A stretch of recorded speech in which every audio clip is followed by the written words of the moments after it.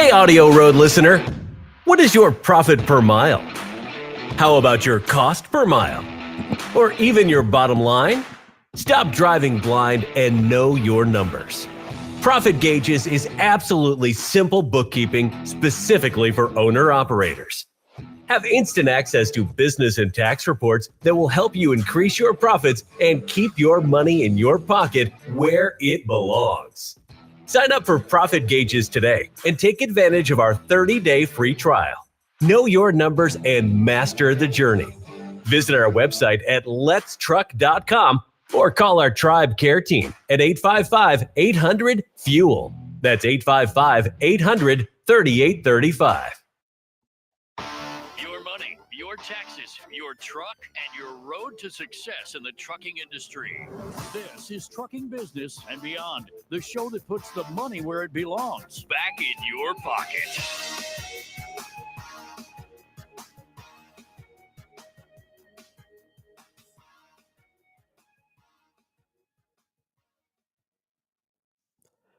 Good morning, you beautiful bunch of fuckers, and welcome to my world. I'm your host, Kevin Rutherford. It is Tuesday, October 8th. We are here live. It is time for the Power Hour. I think we've got some calls coming in already. We'll take all of your maintenance-related calls, so line them up. Those phone lines are open, 855-950-3835, or hit that Call Now button on your app. I've got Bruce here. We're going to bring him in and see what's going on in his world this morning. Bruce, good morning. Good morning, Kevin. It's a great day. Well, that's wonderful. I just wanted to say, you know what's really amazing? A lot of people that have retired from trucking still listen to this show. And that makes me pretty happy when they do that. Yeah, sure does. It shows that they still have interest, even though they don't own a truck or they're not driving a truck. Yeah. Well, good. And good news on my part, last Thursday and Friday was the first 2 days of the Annapolis Powerboat Show, and I was able to walk for 9 hours each day. At the end of the second day, I had a little discomfort in my right knee, so I put ice on it that night. And I put my LifeWave patches back on, and it's gone, and I'm back to riding my bicycle. I haven't bicycled all summer because of knees, and now I'm back to bicycling. So that's good to hear. That's good. Yeah, sure is. And when I questioned, I said, "Do you think this patch could rebuild the meniscus and the cartilage?" And they were saying, "Yes, it can because of the stem cells." So one thing interesting on that, Bruce. Unfortunately, this happened in China. There seem to be a lot more advancements happening in China these days instead of the U.S.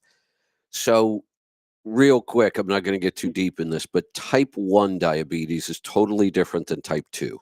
Type 1, the cells in your pancreas they're dead. They can't produce insulin anymore at all. So a type 1 diabetic has to take insulin. Their diet can have a huge impact on how much insulin they have to take, but it is a disease. We can't cure it the way we do type 2, just with diet alone. China, though, just cured their first patient ever of type 1 diabetes. Their claim is that their pancreas, the beta cells have been rebuilt from stem cells, and their pancreas now produces insulin. Wow. Yeah, first time. That's phenomenal. Do you remember years ago when we did a fundraiser on your show to raise money to send a young boy that was born blind? He was 6 years old when I met him. Yeah.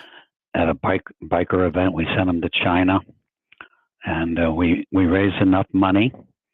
He went to China, and he came back after the stem cell treatment, and he had some vision, and he went a second time, and young man's in school now. So yeah, the stem cell thing seems to be pretty incredible. Right. So here's a blast from the past. Josh Schaefer at Beyond Just Performance, his new shop in Byron, Minnesota, called me. He said, "I've got an old Mack dump truck here. I think it's a 95 mechanical pump. It's got a boost gauge and a pyrometer on it. It's got a different manifold and turbo. Do you think we can turn up the pump? I said, send me some pictures. Same fuel pump that's on the 94 through early 98 Dodge Cummins pickups. Ah. So he's in the process of taking the pump apart right now, and we'll be making changes, and he'll be texting me as the show goes on. So it's kind of neat to deal with something from the past every now and then. Yeah. Yeah. Interesting. And Brian Moan, who has been with us for 35 years, I had him write a paragraph for the article that's due tomorrow. And he's been taking a lot of phone calls for the big cams. He's been taking all Pete's phone calls since we lost Pete. And he gets a lot of people who want to do upgrades on their big cams, but they don't have the details on the engine other than it's a big cam. And this goes for Caterpillar, and this goes for Detroit's. We need to know what you have. And he says, if you don't know what the specifics of the engine are, there is no way I can tell you what Pittsburgh Power can do for you. The more information you can give me about the engine, the better. The two most important pieces of information is the control parts list, the CPL, or the engine serial number. And if the CPL tag is off the front, up in front of the air compressor, the engine serial number is below the third head on the side of the block on the driver's side. So we need that information. You know, people call and say, I got an E-model cat. Well, is it a 5EK, 1LW, 6TS? We need to know that. Or I got a C15. Well, there's 7 different C15s. You know, there's the BXS A-Cert, the MXS A-Cert, 2 completely different engines. Then there's the bridge engine, which was all by itself. And then the 2WS and the 6NZ, which are very similar. So we need to know this, you know. There's big cam, or I'm sorry, DDEC 1, 2, 3, 4, 5, and 6. We need to know that on the Detroits. So it's pretty imperative that we know those things. Good stuff. All right. And people say, how do I find out what I have? Take the last 6 of your VIN number, call a truck dealer, and give them the last 6 of the VIN, find out what engine you have. If you're not sure of your transmission, they'll tell you the transmission, they'll tell you the gear ratio and the model of the differentials. There you go. So I saw on Facebook there was a guy confused about the difference between max mileage catalyst and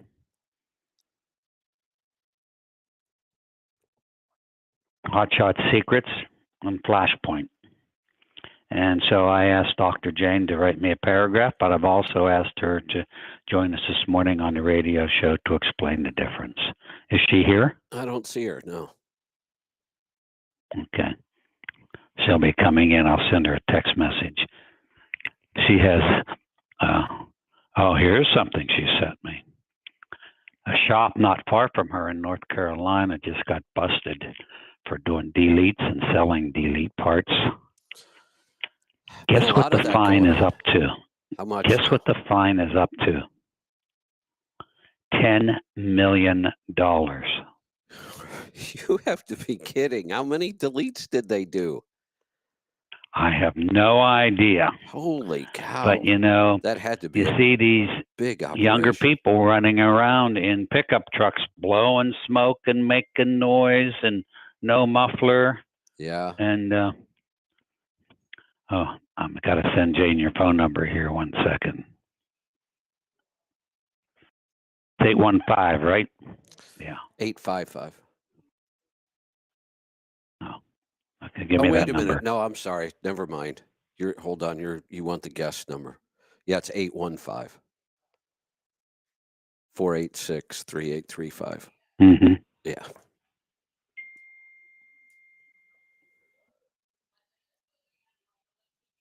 Okay.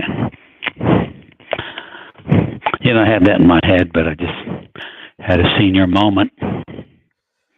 All right. So can you imagine $10 million?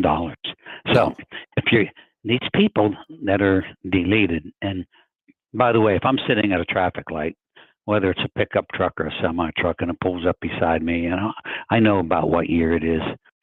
I can tell the moment it pulls out just by the sound and looking at the stacks whether or not it's been deleted. And I understand why some people do it. I mean, you realize that we did it years ago because that was the only alternative. But with the catalyst and the products that are out there today and the advancement in this stuff, you can be legal and not expect any problems. Just think about this, Kevin. Every intersection has cameras, and there's cameras all along the interstates. And they can read your license plate number. Yeah, that's becoming really, really common. Yeah, that's right. The new mall that was built by our old shop, I forget, there was like 95 cameras in the parking lot. They could read every license plate number from those 95 cameras.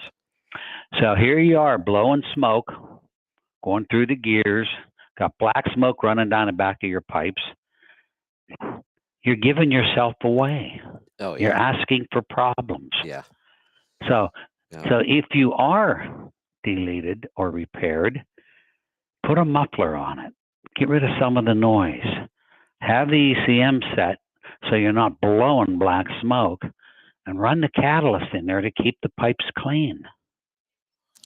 I agree. You know, the show OP Live, they kind of talked about this the other night without really talking about it. They don't talk a lot about the cameras and the AI they're using now, and every once in a while you'll hear something slip though. So maybe it wasn't on OP Live, maybe it was another true crime show, I think. But anyway, there was a woman that was missing. Somebody's mother was missing. They were trying to find her. Nobody had heard from her for a couple days, and they actually said, we checked the cameras, the license plate cameras, and there's been no activity on her license plate in over 3 days. That's kind of scary. It is scary. Yeah, you know, they know when your car is moving. We know they're out there, but it always feels like it's just really random. Okay, if they're looking for a stolen vehicle, they'll enter that license plate. If it pops up, they'll get an alarm kind of thing. It always seems really random. But when they actually made the claim, we checked the cameras and there's been no activity on her vehicle in several days. That's a little different. Yeah. By the way, 2 customers in Iowa were victims of a shop out there putting 2 small turbos on. One's a 12.7 and a glider. Jake Floyd and his good friend has a 14-liter and non-EGR 14-liter. How rare are they becoming? Those are rare. And 2 small turbos. Yeah, the 14-liter on the level, he was upwards to 30 pounds of boost. That turbo was that small. So we've got the right turbo on it, the right tune, and I've got to call him after the show and talk to him about some things. And Jake just sent me the fact that he's slowing down a little bit, 65 to 68. Loves the power. We gave it 688 horsepower, and he's thrilled with it. All right. So, well, we have fuel mileage comes up, exhaust temperature goes down, and the truck cruises along more effortless when the turbo is right. There you go. We've got Dr. Jane with us. Dr. Jane, good morning. Hey, good morning, Kevin. How are you? Good. Bruce is making you work this morning? He did. He made me work yesterday and this morning. And unfortunately, I'm on kind of a tight schedule because I have a horse that needs to be ridden. I'm sorry, Kevin. Oh, yeah. That's all right. We'll give you the floor and you tell us what you got to tell us and you can go ride your horse. Oh, thank you. And please do, if something isn't making any sense, I want you to let me know right away and I'll try to address it because right. I want to be clear on, but it's important. Right. But first of all, I just want to, you asked how many thousands of trucks got modified by that shop that got fined. The owner was fined $10 million. Some of that's criminal penalties, plus he got 3 years of probation. But he'd been doing these delete tunes and hardware modifications, and we know what that means, for over a decade, and Oh, wow. thousands Okay. and thousands Yeah. of trucks, over 500,000. Whoa. So Nice. he had made $33 million in profits in making these modifications. So Got it. just wanted to, yeah, it's in the article that I sent Bruce. If you want to dig into it, it's all there. But yeah, I wanted to address on Bruce's behalf something that came to our attention, and Bruce just disclosed that it was on Facebook, and I don't follow Facebook. But I want to be clear that this is information that is incorrect.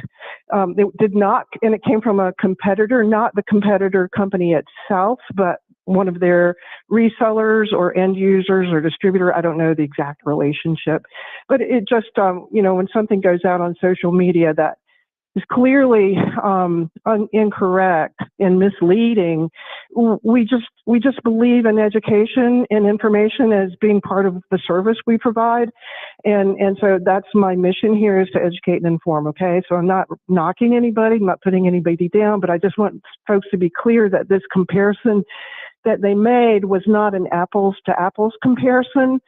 And what they were doing was comparing our fuel-borne catalyst product, max mileage, to a different type of fuel additive that does not contain a catalyst active ingredient. And the different type of product, it's duplicated by many companies out there in the marketplace in the form of a cocktail of different types of fuel additive chemistries. So cocktail means a mixture, right? And so we all know by now that different types of additive chemistries do different things. So a lubricity additive reduces friction or wear caused by friction and heat caused by friction. Just for example, a detergent additive is designed to help clean out some of the sludge and possibly some of the carbon buildup and injector deposits that can occur. So are you with me so far? Am I making sense? Yep. Yeah. Okay. So, but none of those, all of those things are they're great aftermarket products, and we don't want people to think that we are equivalent to a multifunctional blend. If we were, Pittsburgh Power would come out with their own multifunctional blend additive, Flashpoint, and that all of those multifunctional blends or cocktail products, they're good, but they don't do the same thing that the catalyst does. What the catalyst does, drum roll, and I'm sure you've heard me say it before, is it improves the combustion of fuel directly when it's fired, when the fuel air charge is ignited by pressure or spark ignition, and improves how fast it burns, and it burns to completion to a greater extent in the time frame of the power stroke. So you're releasing more heat energy, which translates to more work, more horsepower. It's that simple.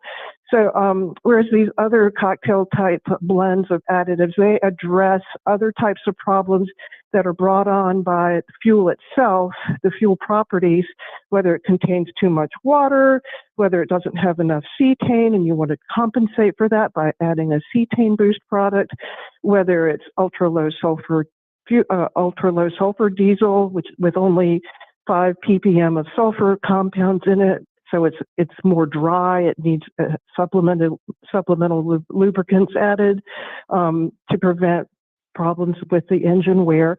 So you kind of get my idea. Or in the winter time, you want to add your anti-gel to prevent gelling of the fuel. That's a fuel property. It's going to gel when the temperature gets below a certain point.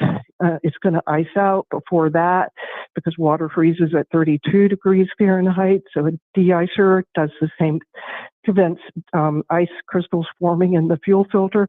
So all of those things, those types of fuel additives are designed and marketed, and lots of them are combined in a single product for the convenience of the end user. So let me just name off a few major brands here. We have Optilube. They have a whole slew of different types of mixtures out there. We have Diesel Clean by Power Service. Remember, they have the white label, which is for winter, the silver label, which is for summer. We have Diesel Guard by ValveTech. We have FPPF. We have House. The quick check on their website shows that they have 8 separate blends out there, each designed to do one thing in particular better than another. So, and now we have Pittsburgh Power. Well, Pittsburgh Power isn't trying to be all things to all people, but, we have the max mileage fuel-borne catalyst to improve combustion efficiency directly in any type of engine, whether it's pre-emissions or not. But we've also added the Flashpoint, which is a multifunctional blend of different types of additives that are commonly used to improve the properties of fuel, so your engine runs better and stays out of trouble. And then the third that they've added is their cold point. What's it called? Cold snap, which is the anti-gel and de-icer for use in the wintertime. So you use all of those 3 together separately. But here's the last distinction, and this is a really important one. This is the most important aspect of the max mileage fuel-borne catalyst, is that we verified that it is improving combustion efficiency via a third-party validated EPA design test. We got between 12 and 14% reduced fuel consumption for the same power output on a 550 horsepower Cummins engine 2016 compared to without the fuel-borne catalyst. So that's the difference. I mean, we have measurable proof using a validated test that verifies and validates that the product works by to reduce fuel consumption and thereby improve fuel economy under controlled conditions. Now, so we've talked about that. Do the other products have such a test that they can use to verify their claims of improved fuel economy? Well, you can look. I've looked. I've never seen one. And again, this is an important distinction. The person who put this out on Facebook said that he said, what did he say, Bruce? He said that you have to use the blend to get the max mileage to work, otherwise it won't, or something like that. Is that what am I saying that right? Did I say that right? Bruce? I was on mute because the phone is too sensitive.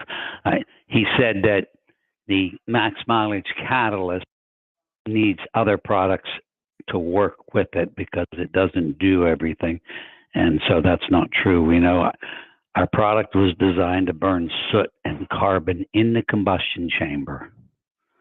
And the other products, including our Flashpoint, they just make the fuel better. Right. By the way, the max mileage is compatible with gasoline, where all the other ones, including our Flashpoint, are not compatible with gasoline. They are strictly diesel fuel. Right. So, right. All right. Yeah. So here's what bothers me on social media. People put their opinion in. They're not the chemist.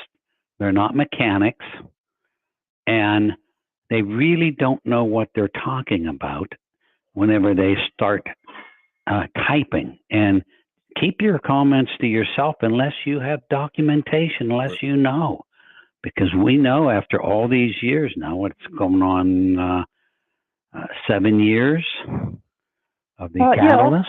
And with your new redesigned PittsburghPower.com website, I was looking through the reviews that are posted alongside the product. If you click on it to place an order, up to 91 reviews posted in the last year and a half or so. And every single comment that was written in has nothing but good things to say about max mileage. And some people are now commenting on the combined use of max mileage plus Flashpoint, and they like that too, because the two complement each other, and you get even better results than you would by using the max mileage alone. But that's just a remarkable track record to not get anything but purely positive feedback on a product that's been out there for 7 years. That's just the way it is. I mean, I'm very, very proud of what we've accomplished in this very varied and diverse fuel additive world doubt. that Yeah. we're in. I mean, it's a huge industry. It's a multi-billion-dollar industry. We're just a small company. Again, we're not trying to be all things to all people, but what we do extremely well, and it's our reputation that's at stake. And I'm going to stand by my product. That's the bottom line. No So doubt. thank Bruce, you, Kevin. You're welcome, Dr. Jane, and you go ride that horse and enjoy it. We appreciate you dropping in and clarifying that for us. Bruce, I got to tell you, if it wasn't for cat videos and people arguing about things they know nothing about, the internet wouldn't exist. That's all the internet is these days. It's cat videos and people arguing about things they don't know very much about. So you see, Jane does like horsepower, but she likes that one big horsepower. There you go. That's right. All right, Yeah. let's find out what's on Leroy's mind this morning. Leroy, good morning. Good morning, Kevin. You sound chipper this morning. What are you up to? Just full of caffeine today. There so you go. You know how that goes. That'll work. I don't think you don't do Okay. caffeine though, do you? I have got a big old mug of coffee loaded with butter and mind fuel right in front of me right now. Of course I do caffeine. Oh, butter in your coffee though, huh? Oh, have you ever tried it? Do you drink coffee? I have Or do not. you do your caffeine cold? Yeah, oh yeah. Okay. So Yeah. But here's the thing. You could work up to this, but we got a Yeti mug. These are like, I think it's 12 ounces of coffee, 2 tablespoons of butter, and 2 tablespoons of mind fuel, which is basically a form of coconut oil. So this is about a no sweetener of any kind, but I put some minerals in here, and it's about a 600 calorie cup of coffee.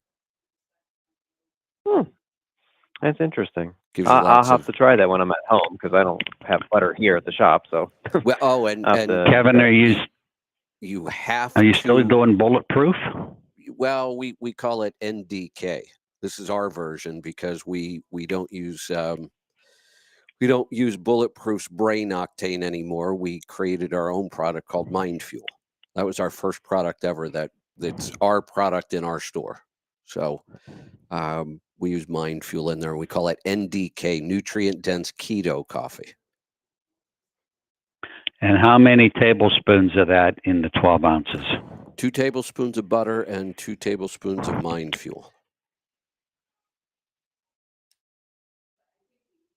That's the way to start the day. I've only had that bulletproof coffee that you gave me 6 years ago when I was out at your home. And I got to say, I'm not a coffee drinker, but I was able to drink that.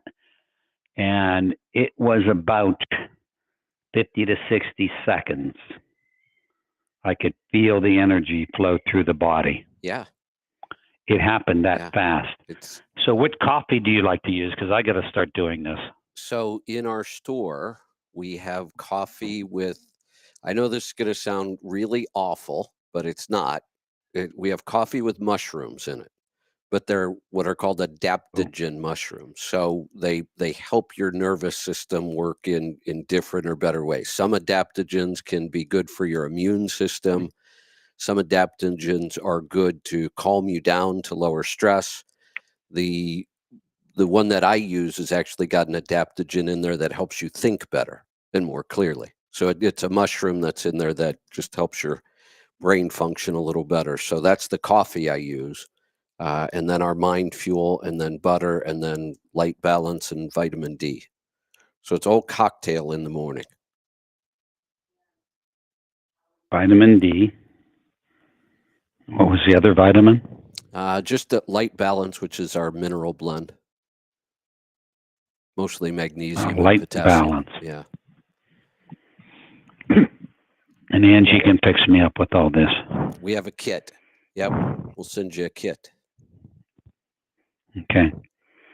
And the butter, you were using a special butter. What was that? Well, what we just want butter from cows that are just out on pasture all the time eating grass. I mean, we just want the Okay.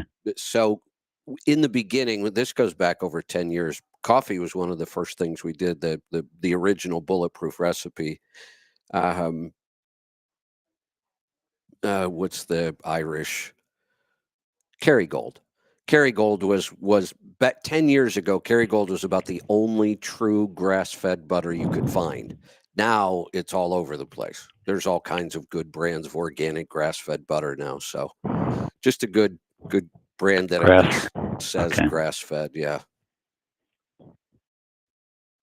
Okay. Kerrygold always Hey, I works. do have to compliment you on the last Wednesday's health show. That lady that you had on there talking about cholesterol was phenomenal. Everybody loved her. Yeah, that was such a visual explanation of the tugboats. You just don't have enough tugboats. Yeah. Yeah, it was good. The HDL are the tugboats. Right. So we want lots of tugboats to get the LDL back to the liver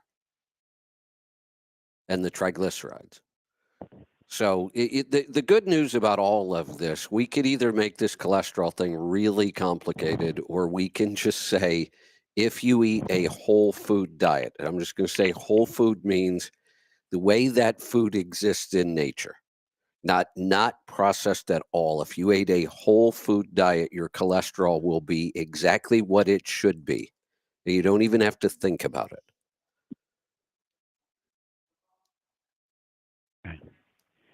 Okay. All right. Yeah. Leroy, what else you got? The shop's been kind of busy, kind of slow for us, and the electrical parts. We had 2 electrical issues this week that were hoping were going to be interesting, but turned out to be just really simple fixes. One was the alternator. The complaint was the alternator wasn't charging. The voltage on his dash said 12 volts, but then he said when I put a multimeter on my batteries, they read 14. Well, what we ended up finding was 2 of the batteries were hooked together, and the other 2 were connected. Oh boy! 2 of them went to the voltmeter, and then 2 of them went to the alternator. So the alternator was only charging 2 of them. It was just missing the little connector that tied all the 4 batteries together. Got it. Well, that's an odd one. Like, oh. Yeah. Yeah, I was hoping it was going to be a interesting problem solve, but it was just, it's just missing the wire. Yeah, just plug it in; it'll be fine. Yeah. Well, that's what Alex, the new tech we have, he was asking me, like, how is that possible? And I was like, well, are all the batteries tied together? He's like, yeah. I was like, okay, well, let's go check. And they weren't. So it was yeah, it's just you got to come up and learn your lessons. So that's right. There you go. We had that one and another rebuild we just finished up. The guy asked if we could look at the inverter real quick since he had a couple extra days. And I was like, yeah, we can go take a look at it. He says, well, when you turn the switch on, it does this initial little beep and then turns right back off. So he bought another inverter thinking, the inverter's bad.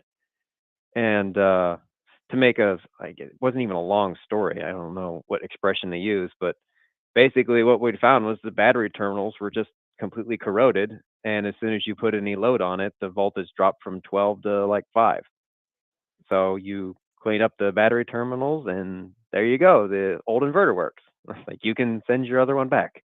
You didn't need a new one. Interesting. So stuff like that I think happens a lot.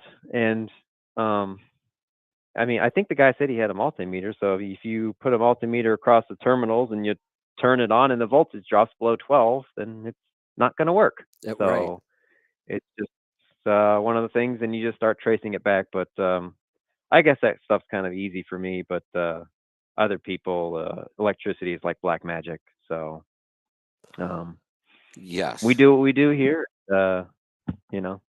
Hopefully maybe we'll get a more interesting one in here in the next couple weeks. I've been yearning for a hard one. I think it's more like voodoo. You think? I think so. Like you do something bad. I guess it's more like karma. Yeah, maybe that's it. I agree with that, though. All right, calls are piling up on us. We should probably start taking some. Let's go to Illinois to get started today. Jerry, welcome. Well, Good morning, gentlemen. I have a question for Leroy and a comment for Bruce. I want to start with Leroy. Speaking of your voodoo black magic on an ECM,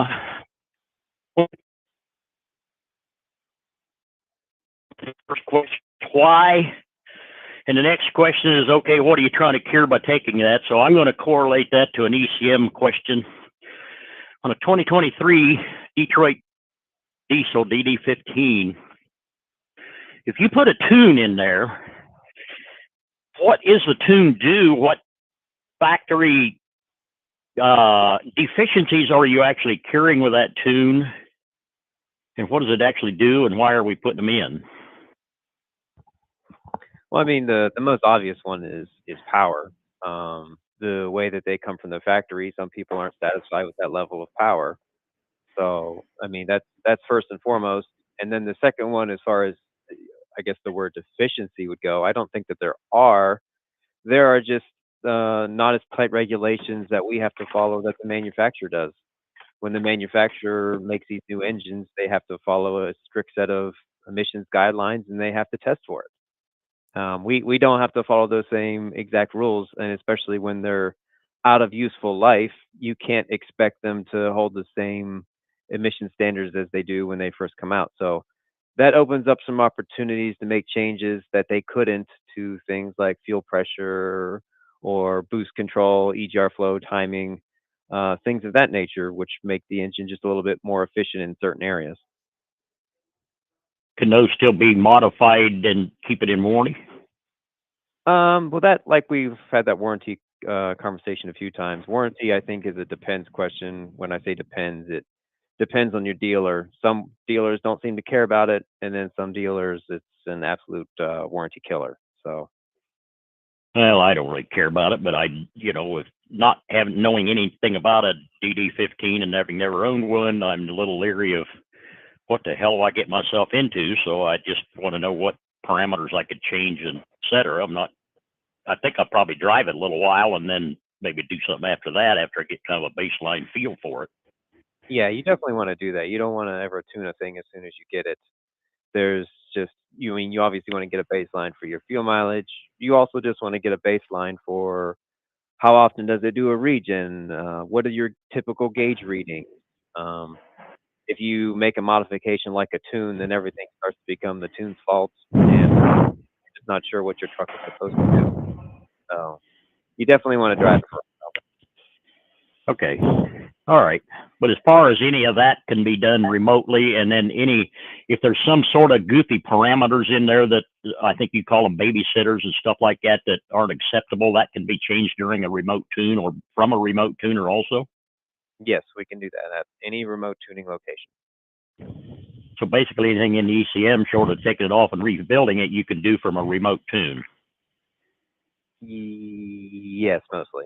I think the only Pretty thing we much really do is like a factory flash, just simply because our factory laptop is here and it's not at the remote dealer. So. Okay. Well, that tells me what I need to know. I just was curious on the parameters and what was in there that you might mitigate problems of some sort anyway, but I probably better just drive it for a couple of months and get a baseline and then go from there, sounds like, anyway.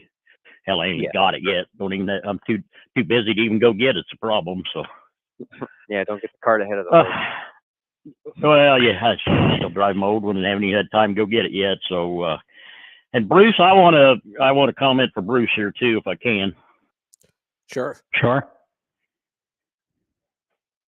Very, very respectfully, Bruce, I have no problem with what you're doing, and I want to convey this with the greatest amount of respect. But last week on last week's show, you misspoke and provided misinformation. Simpico Diesel Max is a catalyst. You read right off the website, and it is, in fact, a catalyst. Says it right on the bottle. Max mileage is not the only catalyst in the world. Simpico Diesel Max is a catalyst.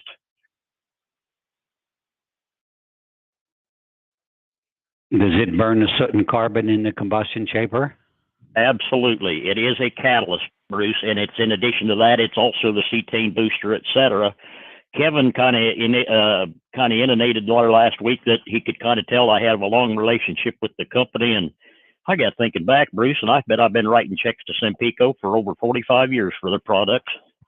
That's a pretty long relationship, and I actually know the person, and I actually am personally friends with the person that wrote the text on the website. You can call up Dr. Jane Gates and get her on the show, and I can call up the Sempico chemist and have a lengthy visit with him. So there's room in the industry for both. Don't get me wrong. You've got an excellent product there. There's nothing wrong with your product. So hold on. When you had made that comment, I wasn't able to get a hold of Jane, so I got a hold of Britt Beal. He lives in Vista, California. He is Jane's partner. He's got about 38 years in the chemical business. I had him go into Sempico's site and look at what it was. And about an hour or two later, he sent me a message. He said, it is not a catalyst. It is a cetane improver, similar to our Flashpoint. And so that's whenever I got on and said that. So I did the research. But we will research. No, wait. We will research it again. I'll have Dr. Jane and Britt. I'll call them both right after the show, and we'll look at it again, and we'll have an answer for the show next week. Well, you were just reading the text. If you expand the bottle, it says diesel fuel catalyst right on the bottle. And the reason you can't use it in a gasoline is because of the cetane improver. I did find out, and you had visited, or Jane had mentioned that it's a product, your catalyst. You can, advantage of it is you can use it in gasoline, but the reason you can do that is because it does not have a cetane improver in it. If you used a Sempico Diesel Max in a gasoline, you would not be happy with the performance results from that, because it has a very high level of a cetane improver in it also. And cetane improvers, for some reason, I don't understand the chemistry, but a cetane improver a gasoline engine is not happy with a cetane improver. So you're right on your max mileage. You can use it in gas and diesel both, because it does not contain a cetane improver. And that's fine. There's room in the market for everybody. I'm not. I agree. Criticizing it. I agree. But I just want to correct that misstatement, Bruce. A lot of people. It's not a misstatement. A lot of people will say their product is a catalyst, and that is, it's a generic term. And Dr. Jane just explained to you what it was. But we will look at it again. And I'm sure Brett's listening to the show, and he'll have some comments for me after the show. But I did the research, so. And that's fine. I have no problem whatsoever. It's very respectfully trying to correct a misstatement, and there's no problem whatsoever, Bruce. I enjoy what you do, and will continue to be a customer of Pittsburgh Power. Hey, Jerry, well, we appreciate that. We will. You are now the community notes section of this show. You'd have to be on X to understand that. So okay.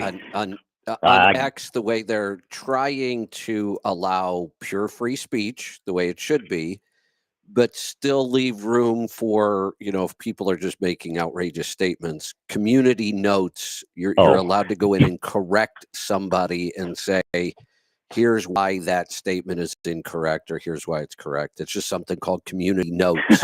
And it's a way that people check up on other people's accuracy or not. But sometimes the community note could be wrong too. It's just what we have to deal with. I'm on that very, very seldom. I go on that Twitter, and I have yet to figure that goofy thing out. I guess I just need somebody to give me a primer on it somehow. And I don't know. I did a little bit ago. The internet, hard to figure out. The internet wouldn't exist except for cat videos and people arguing about things they don't know anything about. That's all you need. But I still like some dog videos too, once in a while. Yeah, I really enjoy some of those dog videos too. The AI dog videos in full tactical gear when the whole Springfield thing was going on, those were good. I do have. Oh, that was hilarious. That was hilarious. So, but if we got to spend all the money we do on internet in a year and just don't do anything but watch dog and cat videos, why we've kind of wasted our money. But whatever. So there you go. I need to go, so I appreciate your time. All right, Jared. I enjoy those dog and cat videos too. So yeah, that's the best part of the internet these days. Let's continue on with the calls. Let's go to Indiana. Mike, welcome. Well, Kevin and everybody, how's everybody today? Wonderful. I'm not going to say I am not going to say you misspoke, but you always miss this when you tell them about bulletproof. You've got to blend it. Oh, you know what? See, I started to. If you go back, you'll hear it in there. I started to say that, and then I got interrupted. So thank you for bringing it back up. I see. Leroy, Yeah. do Leroy put that. He'll think, "Oh my God, this is horrible." You yeah, gotta blend it. Leroy, it has to be blended with, at the very least, you can get one of those little coffee frother kind of things, the battery operated. They'll work. Stick blenders are really good. If you have to, I used to put it in a regular blender. Now I just use a stick blender right in the cup. But you have to blend all that fat into the coffee, or it'll just be one big oil slick. And That would make sense. If you stick a blender in a cup that's big enough for it, make sure you just don't turn it on. You just bump it. Otherwise, you'll have coffee everywhere. Yeah, I've got a nice battery powered boat motor stick blender that it's got a nice adjustable throttle on it, so you don't overflow. Here, here's the other thing, Leroy. You start the day off with that much fat, you're not going to be hungry till dinner time. It's true. I hardly get hungry anyway. So. Oh yeah, you might not eat till the next day if you try this. Then we don't want to tell them about unfair advantage either. Yeah, don't tell anybody about that. That's our secret. It's in a gel pill now. It's not in the capsule. It's not in those capsules. But hey, are you guys there? Yeah, go ahead. Yes. Yeah. Okay. Bruce. Yes. Have you got everything up on the Volvo and Mack trucks yet? Work-wise? What are you doing with them? Well, we're doing a little bit. I guess when Eric gets back, Eric had an appointment this morning, but he'll be on the show a little bit. He can talk more. Or Leroy, do you want to talk more about what we're doing with the Mack Volvo combination? Yeah, I mean, so we have the service manuals, we have the legitimate software, we just need the trucks to work on as far as I'm concerned. We don't have any experience with them, so keep that in mind when you bring to it. We work on not that specific one, so a little bit of a learning curve. Since you know me, and since I have a 2022 Mack truck now, am I going to get to be the experiment or what? Yeah, that's up to Eric or Brian or whoever schedules you in. Yeah, I mean, I'm willing to work on them, but okay. Well, I don't have any work that needs done right now other than overhead, and they say that's so sensitive, but I don't know how much you guys want to look into it or what. I know we've done overheads on them, and like I said, I actually have the printed out service manuals for D13s, and it's quite a impressive stack. So we have the literature. Well, I guess it's supposed to be the same as the D30. It's the MD8 or whatever in the Mack. What it is. Mm-hmm. I don't know if it's the same motor or what. Do you know anything, Kevin? What it is? No, I'm not positive. Yeah, but anyway, the guy up there in Wisconsin that works on them all the time said they're the same motor, but I don't know. He's a Volvo guy, but he does the Mack too. So I mean, they just look curious. A lot alike. Yeah, just curious. So, Kevin, what do you think? I think about going from an FLD to a Mack truck and going on e-logs and all that stuff. What do you think that I think about it now? What do I think that you think? Yeah. I have a hard time figuring out what I think most days, much less what anybody else might be thinking. Okay. All right. Well, I never would have thought I would say that it's probably the best thing I ever did. Well, there you go. That's a good thing. Yeah. Yeah. Why do you say that about going on e-logs? Well, for me, it was more about protecting myself in case of an accident. It's very difficult not to cheat on your logbook. And even though you can try all you want, you got 15 or 20 minutes or 30 minutes to go, and you sit there and go, I'm not gonna, you know, I'm not gonna stop for that 30-minute break. I'm just gonna budget in the logbook. Well, that's all fine and dandy until that drunk hits you going down the road 3 days from that. And then these attorneys look back in the old logbook and say, well, he wouldn't have been at that intersection had he not cheated on his logbook 3 days ago. So I kind of had to force myself to do it. And in order to do it, I decided to might as well get a new truck and enjoy life for a while. And, you know, it's a total different experience, but I will say it's nice about driving a new modern truck. Yeah, I'll bet. So, and I've improved on the FLD. I hold PVC pipe and I was 50% deadhead all the time. And the best I could do round trip was 8.9 to 9, and that was working hard to get it. I have been loaded 100% of the time. It just has happened that when I haul out, I've always got a return load within 100 miles. And I think I've hauled maybe 15 or 20 loads since I got the truck, and I've been loaded 100% of the time. And if you look on field gauges, I'm at 9.57. Oh, nice. So if I would do the 50% deadhead, I'd probably be up closer to 11. Yeah, I'm interesting. guessing. So, What rear gears do you have, Mike?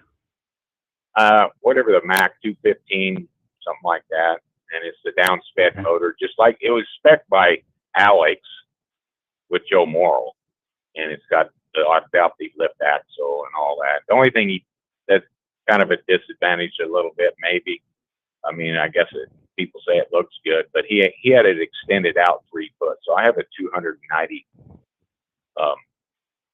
wheelbase. So I have 10 feet from my cab to my trailer. And what transmission do you have? Whatever that Mac efficient 14 speed. It's got the two. Is it auto? Yeah, it's auto shift. And it's got the 2 reduction gears, and it's got the reduction reverse, which is real nice. I mean, it's got all the bells and whistles of same as Joel Morrill's first truck. You know, only his is Volvo. Spec basically the same. It's kind of weird to, you know, drive 60 mile an hour at 1,000 RPM. But I'm impressed. It's 455 and 1850. But, you know, like going over West Virginia and stuff, I'm just shocked at how good it climbs the mountains at, you know, 72,000 pounds. I mean, it just walks right up. And it's at 1,000 RPM, and it's hard to get used to, you know. But it's weird going down a mountain and it goes into neutral, and then all of a sudden, instead of being in a 11th gear to go up, how do it know to go in 10th gear to climb the next mountain? Got that adaptive cruise control and stuff, so it's pretty neat stuff. You just let it do it. It works good. So. And before you leave, being you have a very interesting hobby for the wintertime in Arizona, do you want to mention that quickly? Oh, it's just the Baja, you know, side by side stuff. The Can-Am, going out in the desert. But you're going out in the desert with a group of people. You've done some 100-mile trips, haven't you, on these UTVs? Yeah, we go. Last year, I think I did 4 trips. They were 1,000-mile trips, 4 days. And I don't know. If you look on my X page there, you can see where, you know, I'm running 90 mile an hour through the desert. So it's, and then sometimes you're on the mountains and you're, you know, 5 mile an hour, wondering if you're even going to get up this thing, climbing rocks and stuff. But pretty fun. And where do you meet? Where is your meeting area in Arizona? Well, DJ Jones, who's Parnelli Jones' son, has got a Can-Am dealership out there, sells them. And we usually meet at his store or his shop that he's got. He's got a pretty big dealership out there. We just meet there. What town? He's in Scottsdale.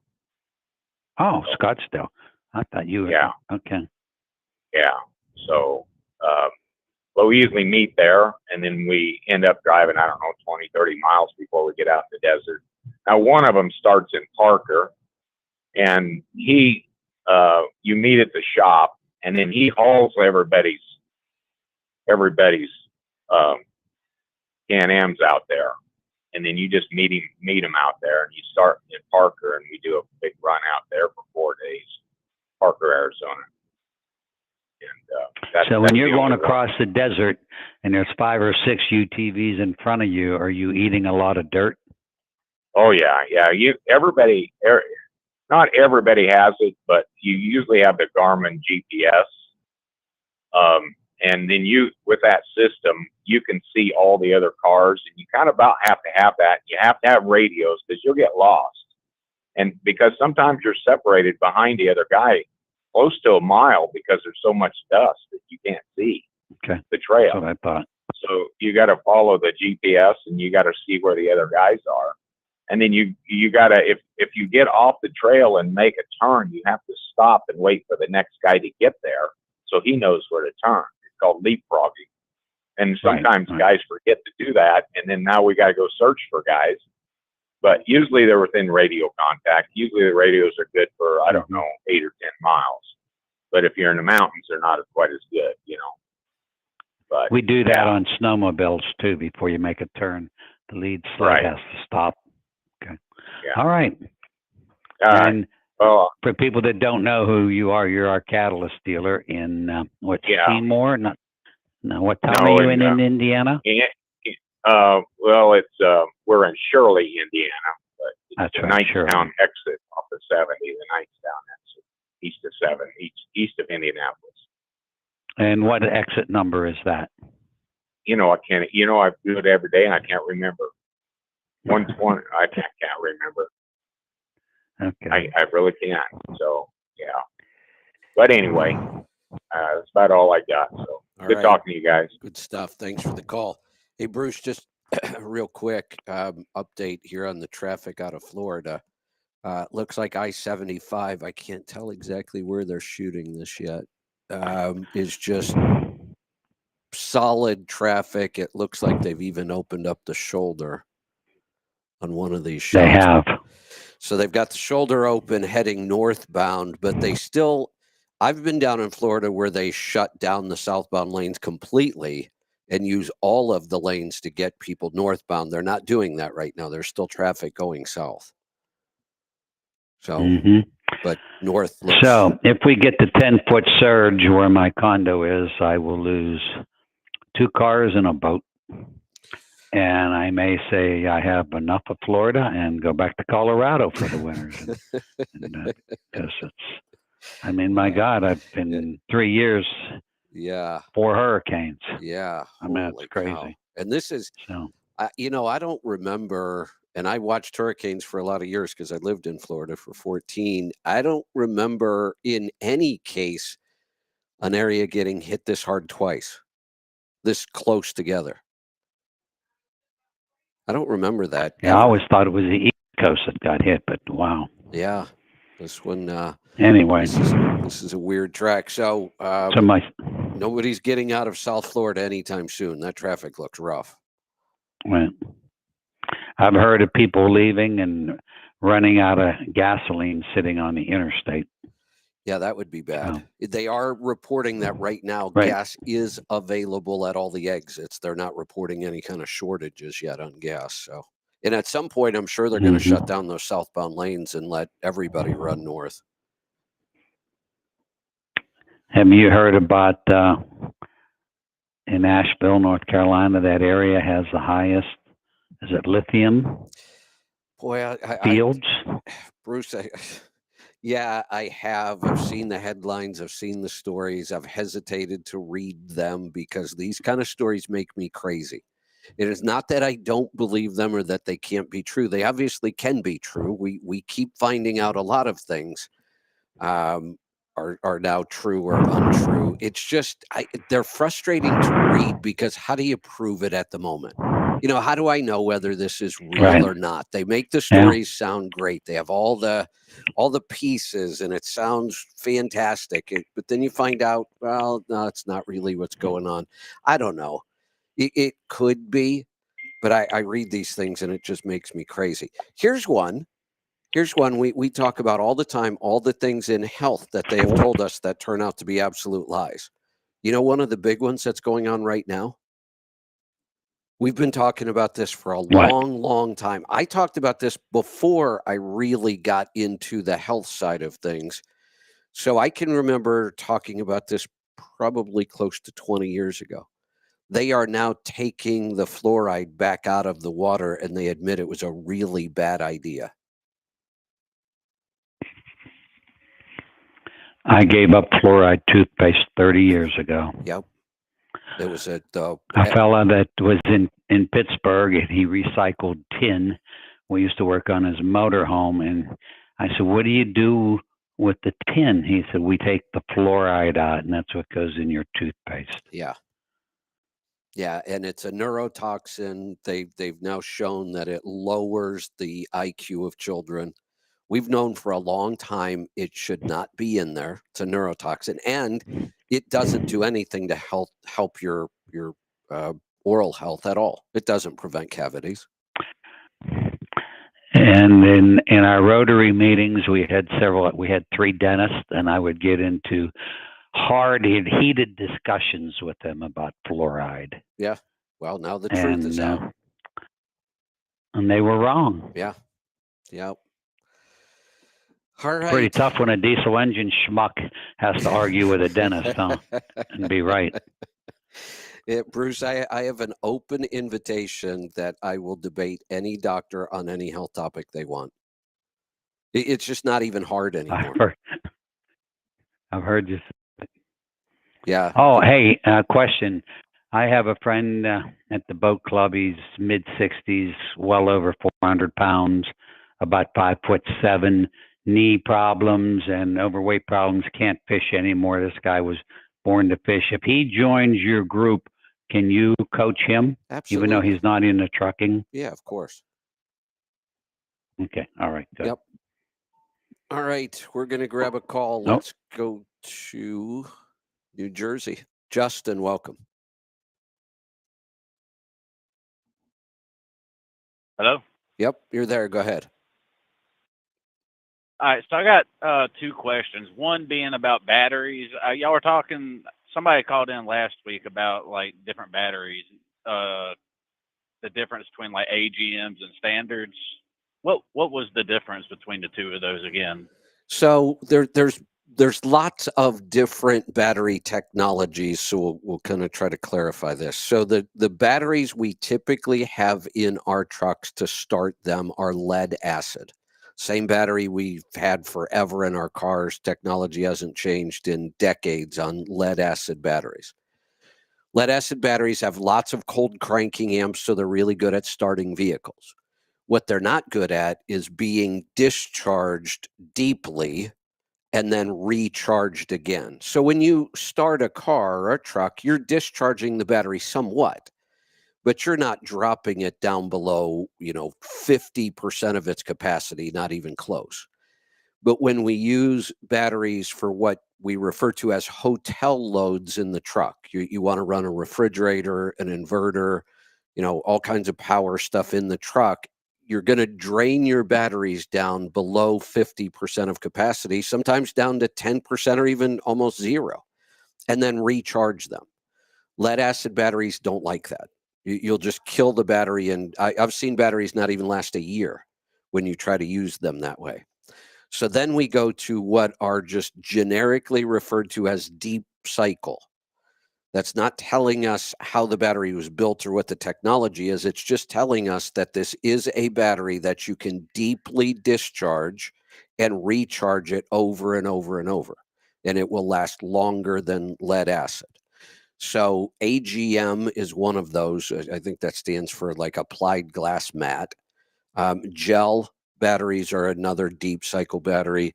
For a long time, we used to use the 6-volt golf cart batteries. Those are deep cycle batteries. deep cycle and lead acid will both charge just fine from your alternator. So that's you can run deep cycle and lead acid together. They can be wired together. One has better cold cranking amps. One has, you can discharge it more often. They'll charge just fine from your alternator. When we get into the newer lithium based batteries, whether it's lithium ion or lithium iron phosphate or whatever they're going to come out with next, those are real deep cycle batteries. They are made to be charged over and over and over without dying, but they will not charge well from your alternator at all. Those should be charged from a converter charger. So that's what the discussion was about. Okay. And so really we can almost look at 3 different classes of batteries. A lead acid, which is designed mostly for starting, and you don't want to discharge those over and over. Deep cycle, which is the most common battery you're going to put on a truck when you want more capacity to run an AC, things like that. If you want the most capacity for the size, you would want to go to a lithium-based battery. And at this point, I would say lithium iron phosphate because they don't have the same fire hazard. But then you're going to need to put in a converter charger to keep those charged. Okay. All this is real confusing. I'm trying to figure out because it seems like when my truck's running on the hotel loads that it drops down to the point where, the low voltage disconnect comes on. Correct. And, it'll either not charge and I got to bust out the jump box to, Right. start it. So I'm trying to figure. So there's 2 things we have to remember. We can run hotel loads off of lead acid batteries. It'll work. They won't last as long over their lifetime if you are constantly deeply discharging them. But it will work. I mean, there are some home systems that are designed on lead acid batteries. What you're fighting against, and what almost everybody in a truck is fighting against, isn't battery technology. It's just plain battery capacity. Think of a battery like a gas Right. tank. There's only so much energy available in there. And if you are constantly needing to jumpstart the truck, then you just don't have enough capacity for the hotel loads you're running. You just have to add battery capacity. Okay.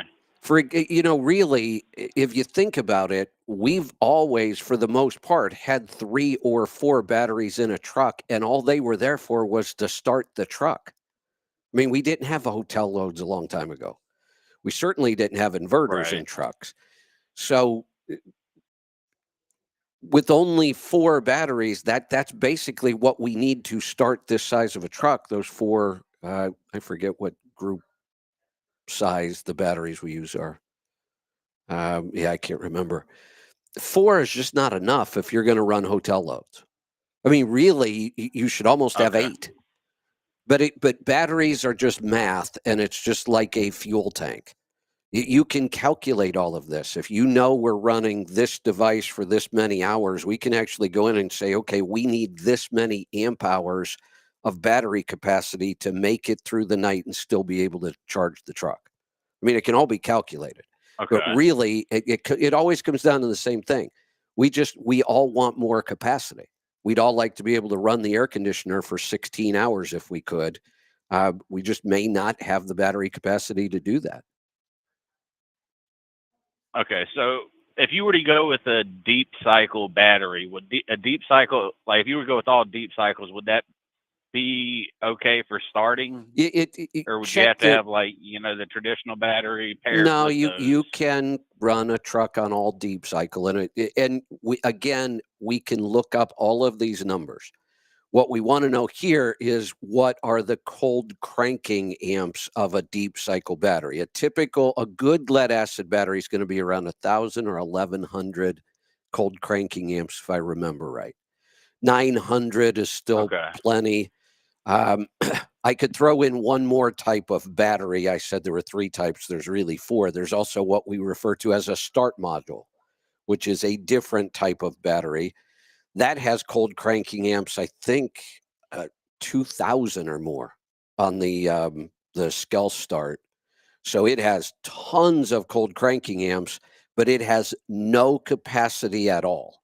If you were to wire a radio to that battery and turn the radio on, it would probably be dead in 5 minutes. It just doesn't have any capacity. It's got tons of cold cranking amps. It just doesn't store any real energy. Okay, so it'd be like a jump box or something like it's that. similar. Yeah, it's just going to provide a quick burst of energy to start the vehicle, but then it doesn't have much more than that. Okay. So, like, would you need just one of those pair, and Yes. and then do your other batteries, or Yeah, how would that work? And I've said that the way trucks should be wired to batteries, I believe all Class 8 trucks, and we'll probably get there someday, they should have a start module on them to start the truck. And that's all it's used for. Nothing else can pull from that start module except the starter. So you could run all of your other batteries completely dead and your truck's still going to start. That's what the start module would do. Okay. Then I would dedicate the rest of the battery space to a lithium-based battery if you're trying to get the most capacity possible. Okay. Now, we also have to look at cost, because I can go buy lead acid batteries for a couple $100 and be done with it. The start module alone is almost $2,000. Holy moly! Yeah, we used to sell a start module that was about $1,000 and worked really well, except Tesla bought that company and discontinued the start module. So the one that is available on the market now is much bigger and better, but it's also really expensive. And then your any of your lithium-based batteries are going to be really expensive too. Okay. So basically, I should just go back, just put regular lead acid batteries in it. Just Well, if you replace them need every hotel year or loads, two. I would get some deep cycle in there. So just run all deep cycles? Yeah, you can. Just make sure they have, enough cold cranking amps that you're going to get started. Okay. Can you go over, like, say, like, it's like a 700 cold cranking amp, and you could find a battery that was 1,000? Is that going to hurt anything? No, you can never have too many. Like when you hook a start module to a truck, you know it because it cranks over fast, really fast. And, you're not hurting anything. There's not too much energy there. It just cranks really fast. Okay. All right. Well, that answers that question. My second question is, I have a Kenworth T680. It's a 2023. Got the Cummins. It's got the Eaton Endurance 12-speed auto. Sometimes when I'm shifting, it'll do the auto coast thing, and then it'll go back into gear once it tops out at 75 or whatnot, and then it'll make like this kind of like a grind noise. It don't do it all the time. It just does it sometimes. Is that normal? Because it's always done it the whole time I've had it, so I'm not sure if there's an issue or not. Did anybody else get all that? It was breaking up for me. Yeah, I mean, I wouldn't think a grinding noise is a good thing. I mean, the several that I've driven, I don't think I've heard that. Where are we hearing a grinding noise? I missed that. I know it's coming from somewhere. Either it's coming from somewhere in the transmission or something, or like the flywheel.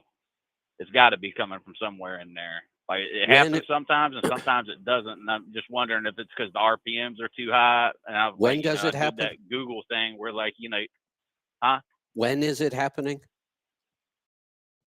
Like sometimes when you're accelerating, or when it does the coast down a hill and then it picks back up into a gear and downshifts, you'll hear it make that grind while it's shifting noise.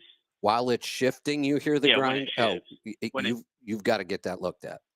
That is absolutely not normal.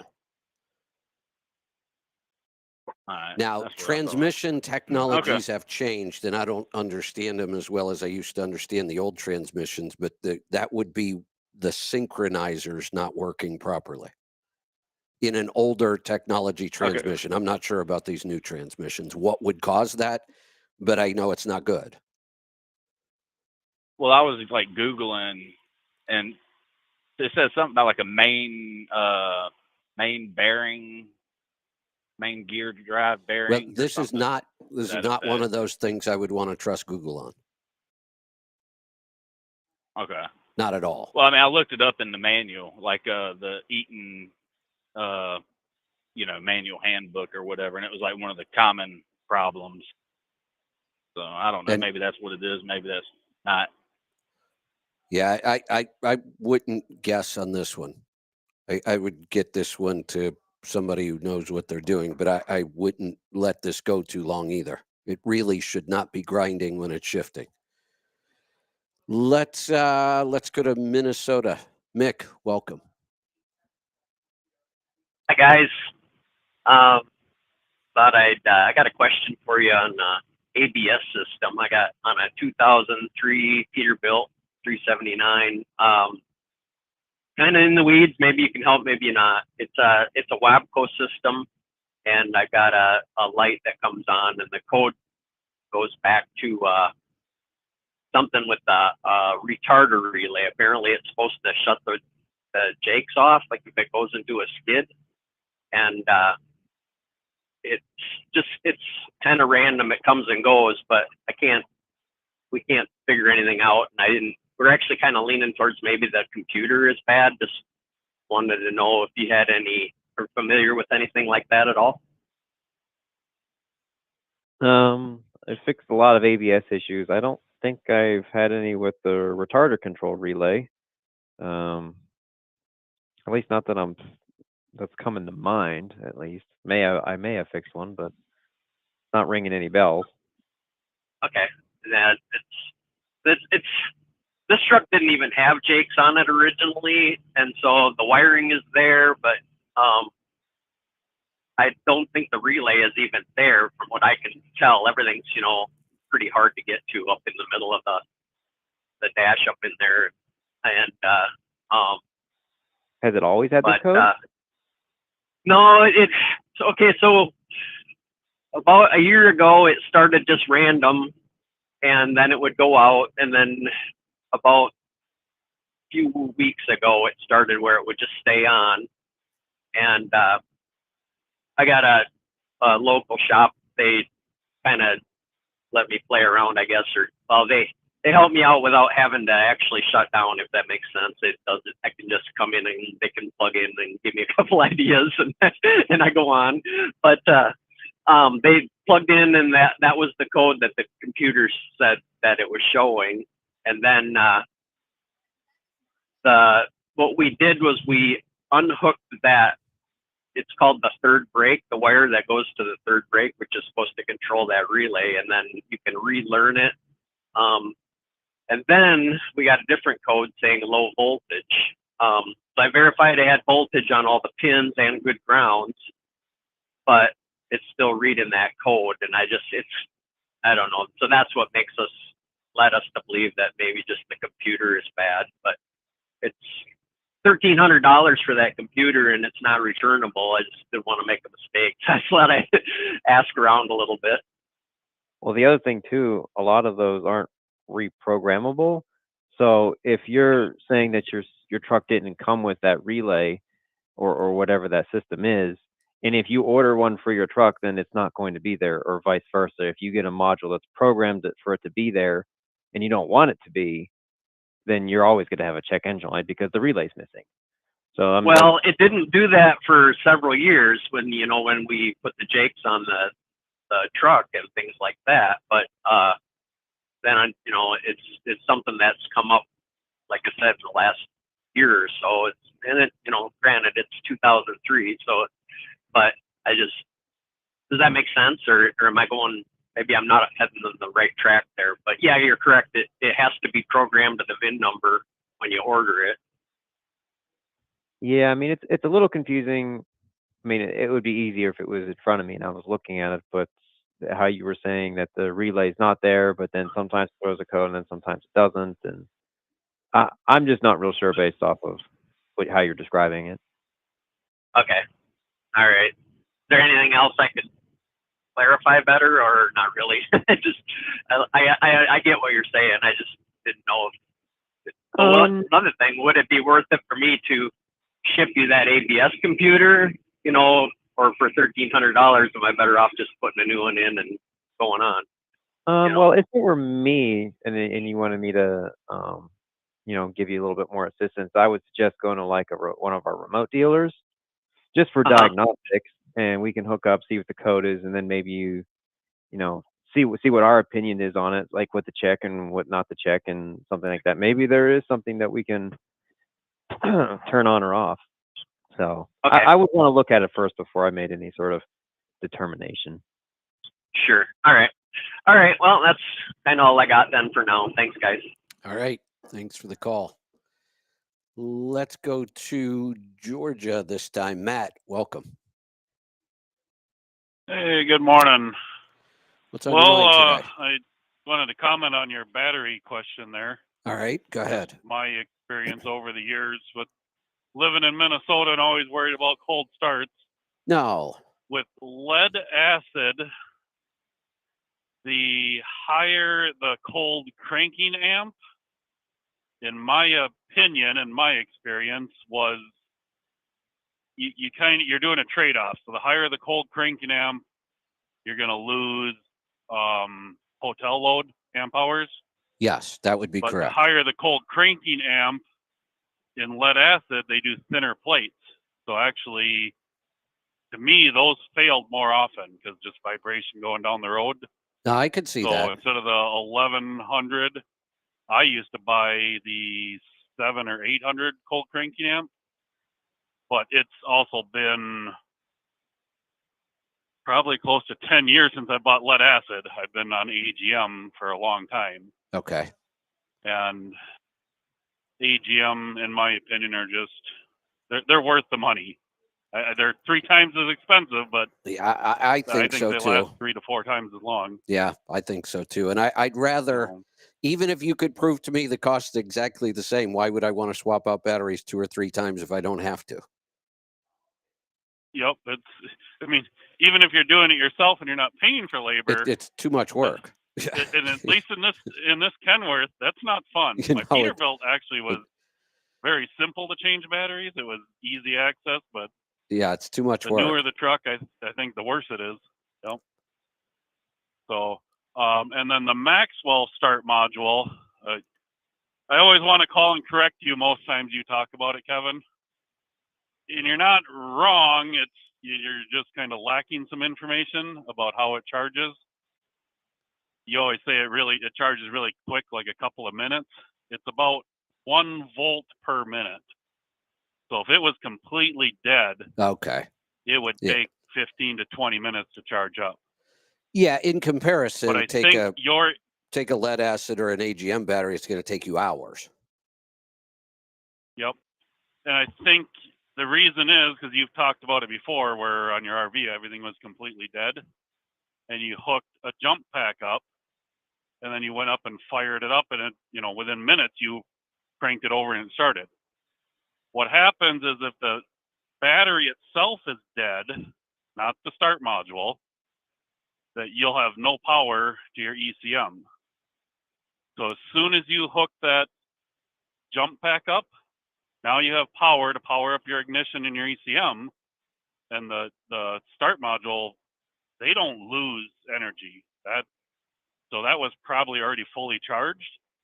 So as soon as you have power there, you can crank and fire it up. Yeah, what I had early on, not understanding what was happening, is I would attempt to start from the start module, but there was not enough voltage to the ECM. And if you wear out the start module before you figure that out, which is what I did in the beginning, luckily the jump start pack still had enough power to charge the start module. And then I connected what was left of the jump start pack, and it was getting low, but the ECM doesn't need a whole lot of voltage. It just needs a little bump. And then I was able to start it. Well, I did that experiment once because when I parked my Peterbilt, everything had gone dead, and then by the time I'd finally sold it, I hadn't started it in months. And go out there, and yep, batteries are completely dead. Nothing on the key, no dome light, nothing. Right. I hooked a 4-wheeler up to it with jumper cables. They still had the start module in it. Right. And yep. Right. Yeah. Started my semi truck off of a little itty bitty battery on a 4-wheeler. And if you've ever tried to start a truck with 4 completely dead lead acid batteries, it's not easy. It usually requires a lot of amperage for quite a bit of time to get those things back to the point where they'll start the truck again. So Matt, you said your 4-wheeler. Yep. You connected that to what? The batteries. Well, I connected to the truck batteries. So, and I'd let it for a few minutes, charge up charge up the start module. But yeah, power to the ECM and the ignition was all I really needed. Hey, energy for the batteries. Leroy? So that ATV put out enough electricity to charge your start module. The start module charges really easily. That's the point. That's why it's so different from a battery. And when I say minutes, technically I'm still correct. 12 minutes. It's still minutes. It's not hours. It's minutes to recharge the start module, and you don't need a ton of amps to do it. It's the best explanation I've heard is that it's very similar to static voltage electricity. It has a built-in computer in it that will upcharge. So at least the Maxwell, I don't know anything about the Skull Start because I haven't researched it. I have no reason to personally. Right. The Maxwell upcharges the 15 volts standard, but I don't remember the exact temperature, but at some cold point, it'll then upcharge to 18 volts. Okay. And it'll do that on a battery that's all the way down to 8 volts. It'll upcharge great itself. Technology. I really don't know why it isn't more common in all the bigger vehicles, trucks, coaches, buses, whatever. I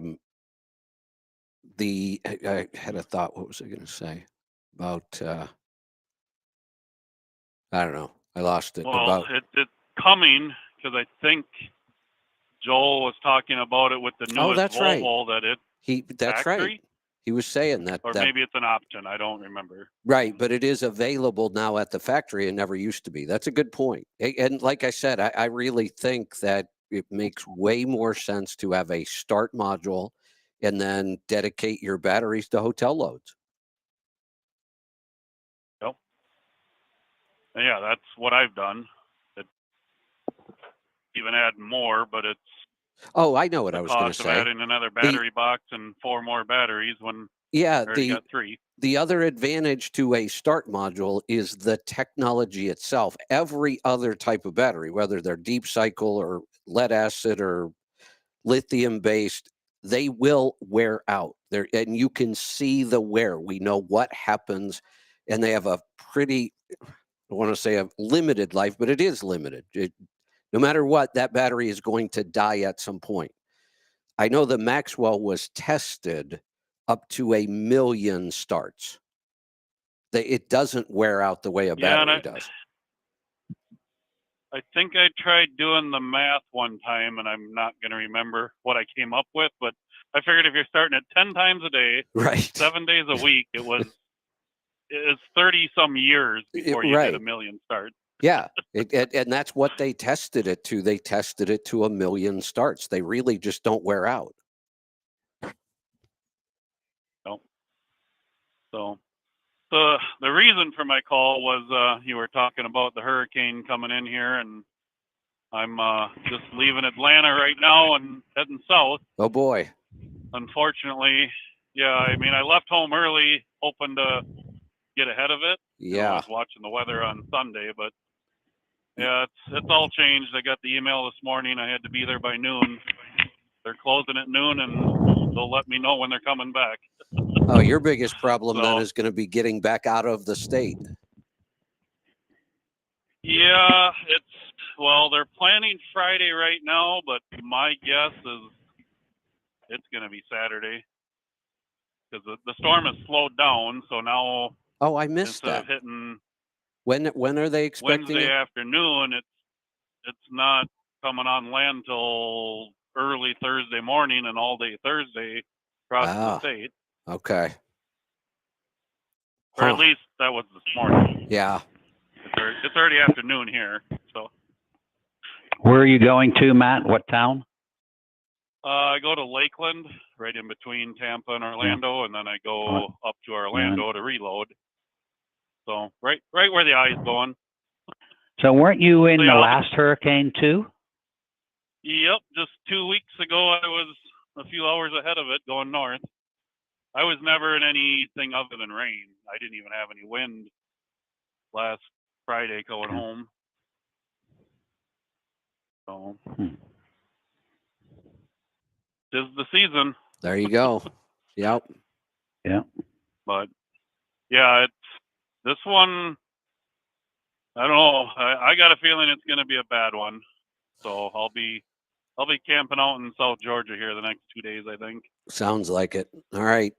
Let us know. All righty. We'll talk to you later. All right. Thanks for the call. Let's go to Pennsylvania. John, welcome. Hey guys, I was calling to find out how many pounds of, or how much horsepower per pound of turbo boost these engines make. I got 8 trucks. How about so the Caterpillars, like all the pre-emission ones, single turbos, do they all make the same or are they different? Well, it's not exactly the same, but it's close. So give me a particular engine and horsepower. Like the 2WS, the 5EK, the 6NZ. Okay, all right.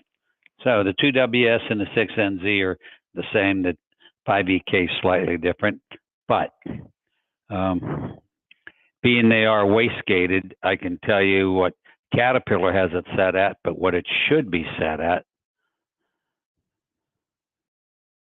But they're roughly 18.3 horsepower per pound. 18. Now, if you put a really small turbo on, now the boost goes up, the horsepower doesn't go up. You actually lose power. So that's what the properly sized turbo. The factory has a wastegated turbo on, and I was giving you a factory spec right there. Okay. And the ACERT. The ACERT, the 475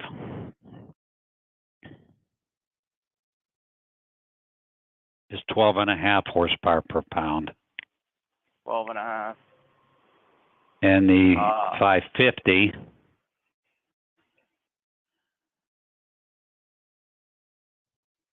is around 11.4. And what happens now when you put a tune in either of those? Does that boost change? Goes up, the boost just horsepower goes up. No. The boost goes up and horsepower goes up, but the percentage of horsepower per pound of boost stays relatively the same. Okay. How about now, Detroit 12.7? Now this is puts you close. Like I know the big cams were 16.3. The ISC mechanical Cummins was right at 15 horsepower per pound. And so, heck, I think my Saab, 96 Saab Aero was 15 horse per pound, something like that. So it's kind of interesting whenever you study the horsepower per pound of diesel engines. How about the 12.7 Detroit? All right, 12.7 and the N14 are identical. Okay. And that is 16.6. Okay. So I have 8 trucks. These are the motors I got, except one's new. And like when they ever complain the drivers are down on power and stuff, is this a good way to give me a rough estimate that they're not down on power? Sure. Take it for a ride. Look at the turbo boost gauge, especially if you have mechanical gauges in there. Make sure the gauge is accurate, and look at what the boost is. Okay. Mostly all 500s, like Detroit's and 14s, they're right at 30 pounds of boost. A Big Cam 400 was 24.5 pounds. A Big Cam 350 was 18. A 6NZ with the wastegate working is set at 28. They should be at 30 to 32. I like to see them at 32. They don't burn manifolds and turbine housings at 32, but Cat has it set at 28. A 475 ACERT Cat is usually around, if it's stock, 38. And I think the 550s are set at 48. Now, those are stock. Okay. Right. Now, also, if you have a working pyrometer, yep, I do. especially if it's in the hot side, if it's in the exhaust manifold, and if under load you can see 1200 degrees at 28 pound of boost out of a 550 Cat, then you're right on. If it goes up to 30 or 32, that's even better. Okay. Usually on those, if you crimp off the wastegate with a pair of needle nose vice grips, you'll see 34 pounds. Is that okay to do that and leave it like that? If it's going to 34, you're okay. If it's going to jump up to 38 or 40, no, it's too much then. Okay. Can It's you not just too adjust much. the linkage on the wastegate? Sometimes you can. Okay. Leroy, have you tried that? I don't think. No. I don't think we have either. But try it. Let us know. Yeah. And so the one I drive myself is the ACERT, and the question I have so the first overdrive I think is 0.86, the second overdrive I think is 0.73. Correct. Is there any difference in running, let's say, the 0.73 at a low RPM versus the 0.86 at a high RPM at the same speed, mile per hour? Is one more efficient than the other one? Where's the boost gauge? Is it lower or higher? Well, if I'm on flat ground, I can sort of keep it the same. I mean, if I'm in the rolling hills, then I know it's better in the 0.86 overdrive. That's correct. But on the flat, like I can sort of keep it down in either scenario. If you can get an ACERT down under 12 on the level, you're doing good. That's about where I am, 12. Yeah, you're doing good. Okay. All right, that's all I got. Thank you. All right. Thanks for the call. Let's go to New Jersey. Danny, welcome. Hey, good morning, Kevin. Good morning, Bruce. What's on your mind? Good morning. Hey, Kev. I just got to ask one thing. I called yesterday and I called last week. If I get too much into the weeds, could you just tell me? But I say that because I can only speak to what I've experienced within my career of. You're started fine. out as I'm sorry. You're fine. I try to keep the show on track most of the time. And this is the key thing. I don't want to offend one listener out there that they say, hey, heck with Pittsburgh Power and what they got to Danny, sell, and the heck Danny, with. You need to stop thinking that way. Well, I think no. Listen to this statement. Who gives a rat's ass if somebody is offended by what you say? Seriously. Say that one more time. You broke up. Yeah, I said, who gives a rat's ass whether something you say offends them or not? Why would you care? You can't control somebody else being offended. Well, that's true, but I'm business minded, and I don't want not one person to say, you know what, I'm not going to buy the beef sticks. You know, I'm going to do like it, and I got a comment for Jerry later. But Danny, I want to ask my question before. Do you hear me say things that probably offend people quite often, right directly to them? I say it.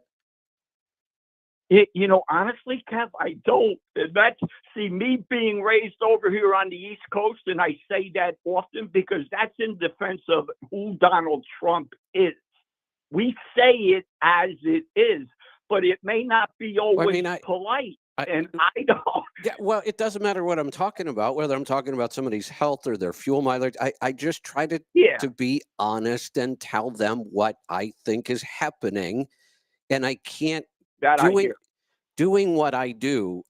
If I worried about offending anybody, my day would be miserable. I'm just going to tell what I believe is the truth, and if you're offended by that, that's on you, not me. Yeah, but Kevin, like I think I'm missing my point. Like I just perceive Lisa to be your backbone right there. You're here doing this, but you do the research. But I perceive in my mind, and it's very simplistic mind, by the way, and it keeps me happy.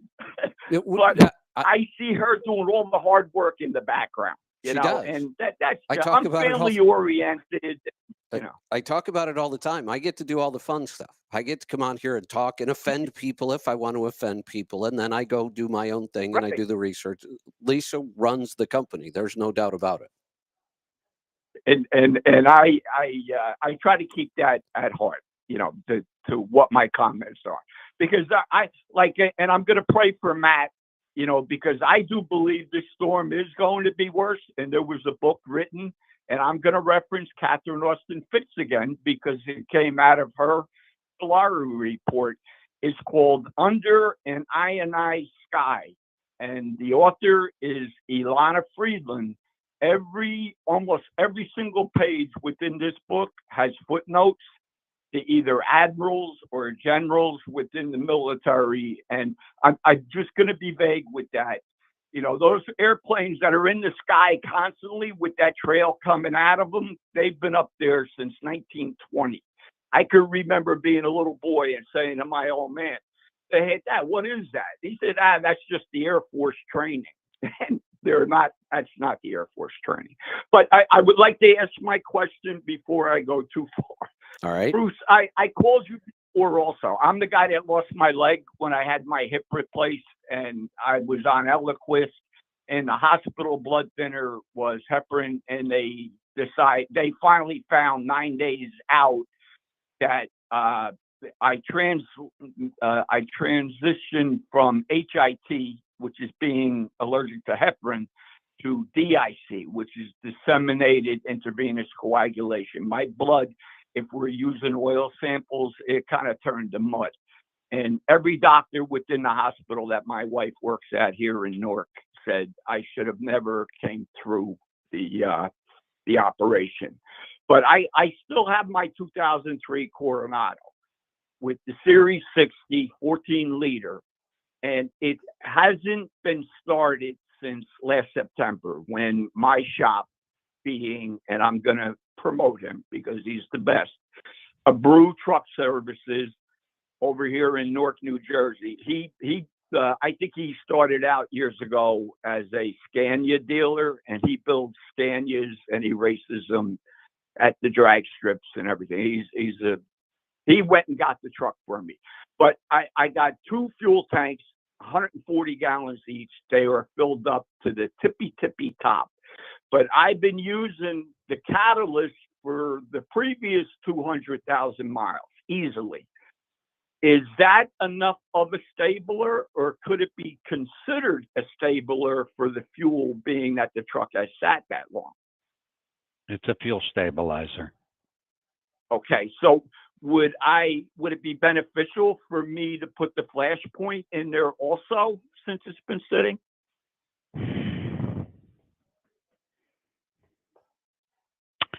Well, couldn't hurt. Are you going to put it in there and mix it? Are you going to drive the truck or have somebody drive the truck to get it mixed through there? Yeah, that I wouldn't be able to do because the plates, I don't even have it registered right now. So can you get a stick in there and stir it around? If you can, then I would do that. Yes. Okay. Yeah, I'm able to do that. Okay. And but Bruce, you know what I'm looking for? I can't. And I called I called Kevin and I spoke about this last week.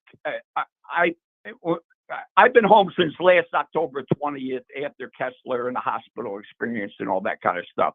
And I came to the realization that we have no money. And I said to my wife, I said, where is all the money? And she said, go talk to the accountant. And I went and talked to the accountant. Within the 22 years that I've owned the truck, I bought it brand new. I put $539,000 back into the truck. And my mechanic got a portion of it. And I said, if Bruce, I've only dealt with Sean and Craig, on your parts counter. If Bruce went into the computer, he would see he's got a portion of it too. But what my dilemma is, I'm going to most likely give the truck, and I use that loosely. I don't mean give the truck away, but I would like to keep it within the family, so to speak. Pittsburgh Power, Kevin Rutherford. I mean, I've got everything on the truck. The only thing I never did a tune. I wasn't able to do a tune, but I had sent you a flyer a year ago, and Eric had said he kept it and had it on the parts counter. If there's somebody within, you speaking to people that you could see that, I mean, the truck has been meticulously, mechanically maintained. I kind of slacked on the paint and the aluminum and all that, but 22 Coronado. It's an 03 Coronado. Oh, an 03 Coronado. Okay, and what engine? I got the Series 60 14 liter. Okay. And what's the total miles on the truck? I got 1.8 million. I did an in-frame approximately 800,000 miles ago. And this is how fanatical I am. When I only needed injector cups, and it was during the winter, probably about 2009. I told Talmo, who is the owner of the shop, I said, listen, from the radiator to the bow housing, everything new. And that's how I rebuilt the engine back then. And I didn't need a clutch. The only thing he pushed back a little bit on because he didn't understand was the bowl gear.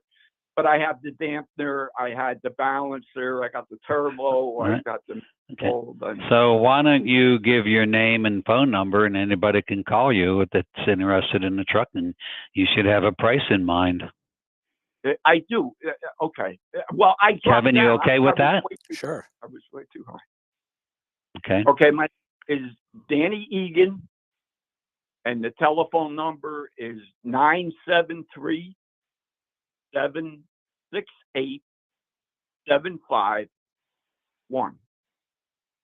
And what I got 751. We're missing one. 61.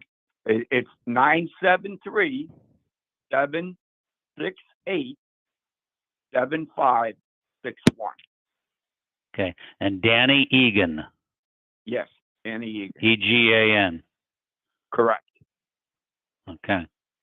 And what transmission and rears? I've got the 18-speed.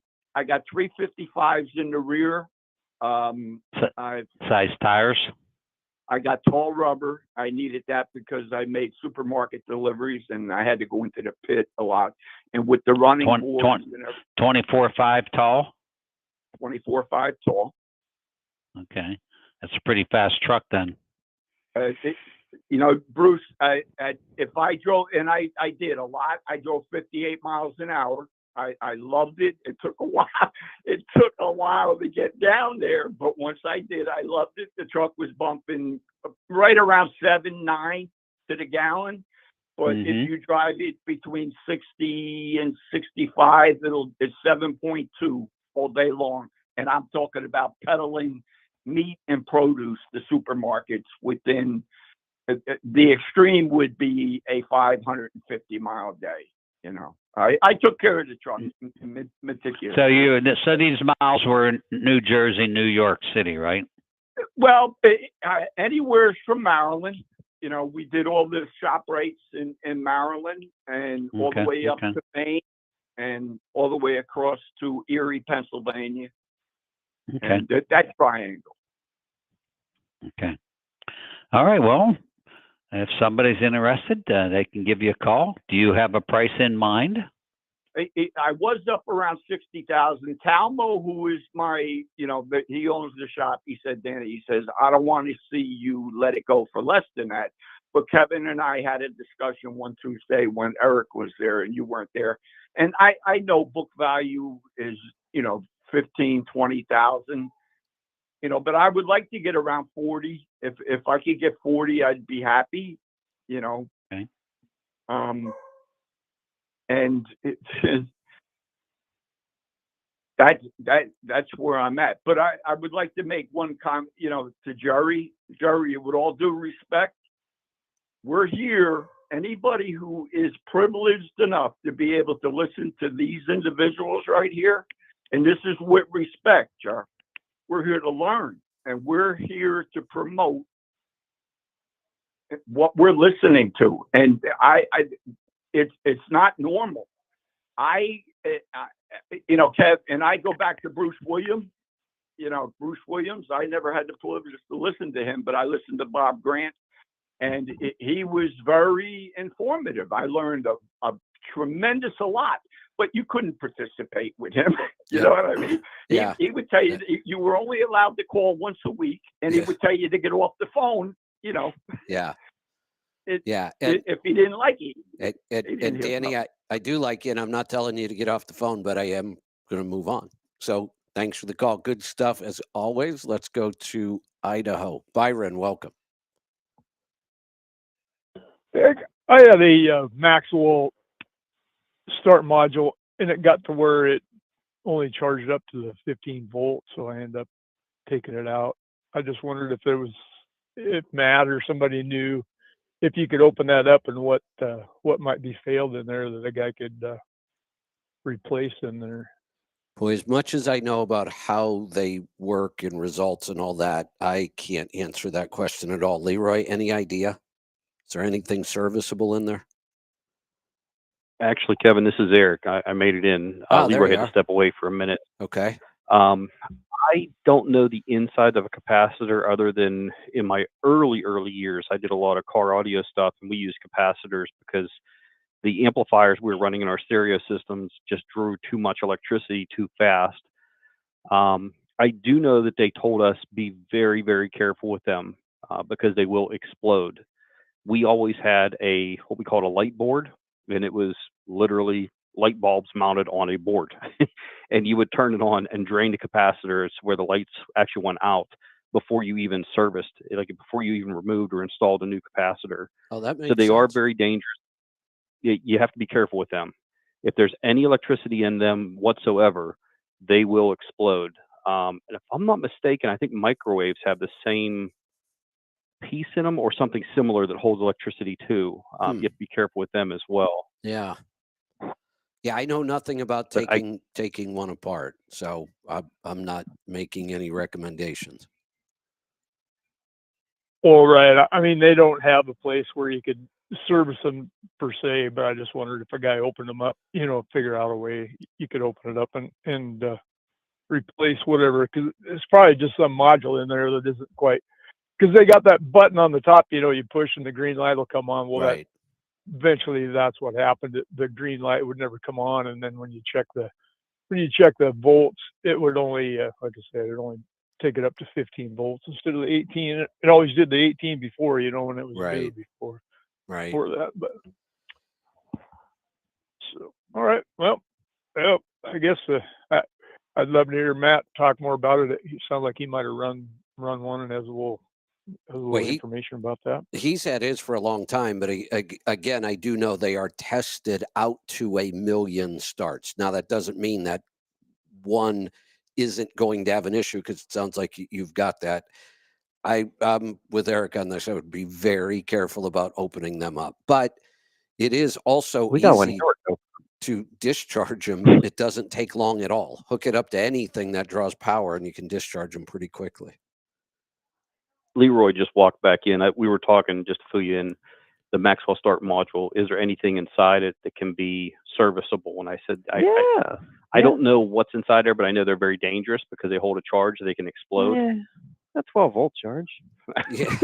You're fine. Yeah, it's just a little voltage. It's nothing big. It's way scarier than a battery. So You're gonna be so fine. they write. Let me ask you this: have you ever tried to turn the crank on a 15-liter engine? Have I? Yeah. Oh, I can do it by hand, no problem. I mean, I don't know if you've seen me. But... He was a stunt double for Schwarzenegger in the last action movie. Oh, yeah. Yeah, not a problem. All 117 pounds of you. I mean, that's how I start my car every day. Got it. You have a hand crank, don't you? It's a Vespa. Yeah, he's got. What's that? You have one of those hand cranks, like the old cars. You used to have to get out in front of them, crank them over. Oh, no, I just grab the damper and spin it. Got it. All right. Yeah, but what he's not telling you, he rides a Vespa to work. But no, you ask about the whole inside of a Maxwell. And JR and I have actually been talking about this a bunch lately because we were fooling around with some capacitor stuff with his car. And you can still buy Maxwell, like the capacitors themselves, the individual 3,000 farad ones. Okay. And you can also, like from like Alibaba or something, get the controller, like a 12-volt super capacitor charging thing for like $100. So I think you could DIY yourself together a Maxwell, because it's really not all that. Once you have like the electronics and the capacitors, you could probably make your own for pretty cheap. Yeah, the capacitors are just the storage tanks for electricity, correct? Right. Yeah. And then the board or the board is there just to safely charge it. To manage. Okay, so it's just basically like a voltage regulator. Sort of. Yeah, I mean, you don't want to just dump charge into these. Yeah, so. You want to make sure it's a safe, steady. Yeah. Okay. I don't know if I'd. We got one here. We're gonna tear apart. Some guy sent one in. Cooper just showed it to me on my way in. Is our fire insurance paid up? Yeah. You're fine. You're fine. Just put a resistor, discharge it, and you'll be all right. Yeah, make sure you just have 0 volts in it before you get the sawzall out. Yeah, you worry too much. We blow capacitors up back in the lab all the time. Yeah. They make really cool bangs. It's like the little ones. There you go. All right, let's go back to the phones. Let's go to Illinois. Rob, it's your turn.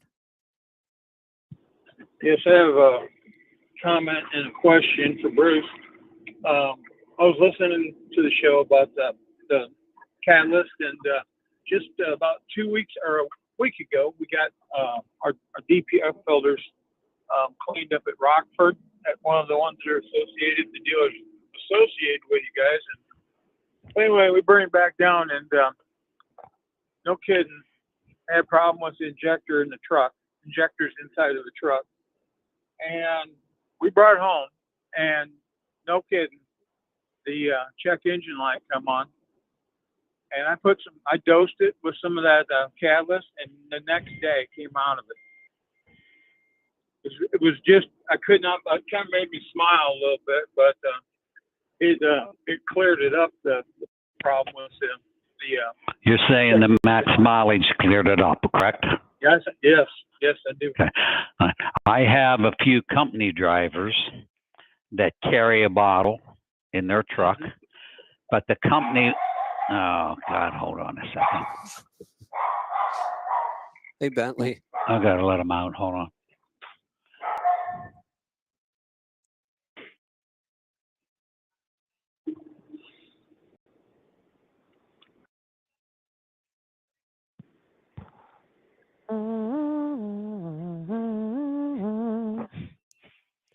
I'm dancing to entertain everybody. We need some pause music. FedEx pulled in the driveway, and the little beige hunter thinks that he has to go greet everyone. There you go. Anyway, these company drivers carry the catalyst, and they don't use it in every tank full. They put it in whenever the check engine light comes on. That's right. And then several miles later, check engine light goes on, and they won't use it all the time because the company won't reimburse them. So that's how fast it can work. Pleasantly surprised. And I got a pickup from my dad, and I hear, the other things that you put it in, but it's an E85 engine. And I'm curious to try it on that to see if it comes out. It's got a check engine light on it too, but it's got quite a few miles on it. It's an 08 Chevy. but I've never put any in that one yet. But it has made a difference in the trimmer and stuff like that. And yes, I am a company driver, so but I was a little bit upset about did all the work to the DPF filter, and typically, PACCARs has problems with their injectors from 22 on, and they still haven't came out with an updated kit for that yet. Yeah. And it's ridiculous. They pay so much money for that, for a truck like that, and then you got problems with the injectors, and they can't figure it out. But anyway, my other question is, those patches that you have, that you talk about, on a side note, what's the name of those? And if you put those on, there's no what would you call it, that herbal weed? I mean, whatever it is, it won't do anything to a drug test, will it? No, it's transdermal. It works off the heat of the body. Why don't you call me right after the show and we can talk about it and talk about what you're trying to change. Okay? Right after the show, because I have to leave pretty soon. Okay? All right. Thank you. Thank you very much. All right. All right. Say, Kevin. Yeah. Kevin. Yeah. While other people have been talking, I've been reading about the Senpico diesel fuel additives, and they have 4 of them.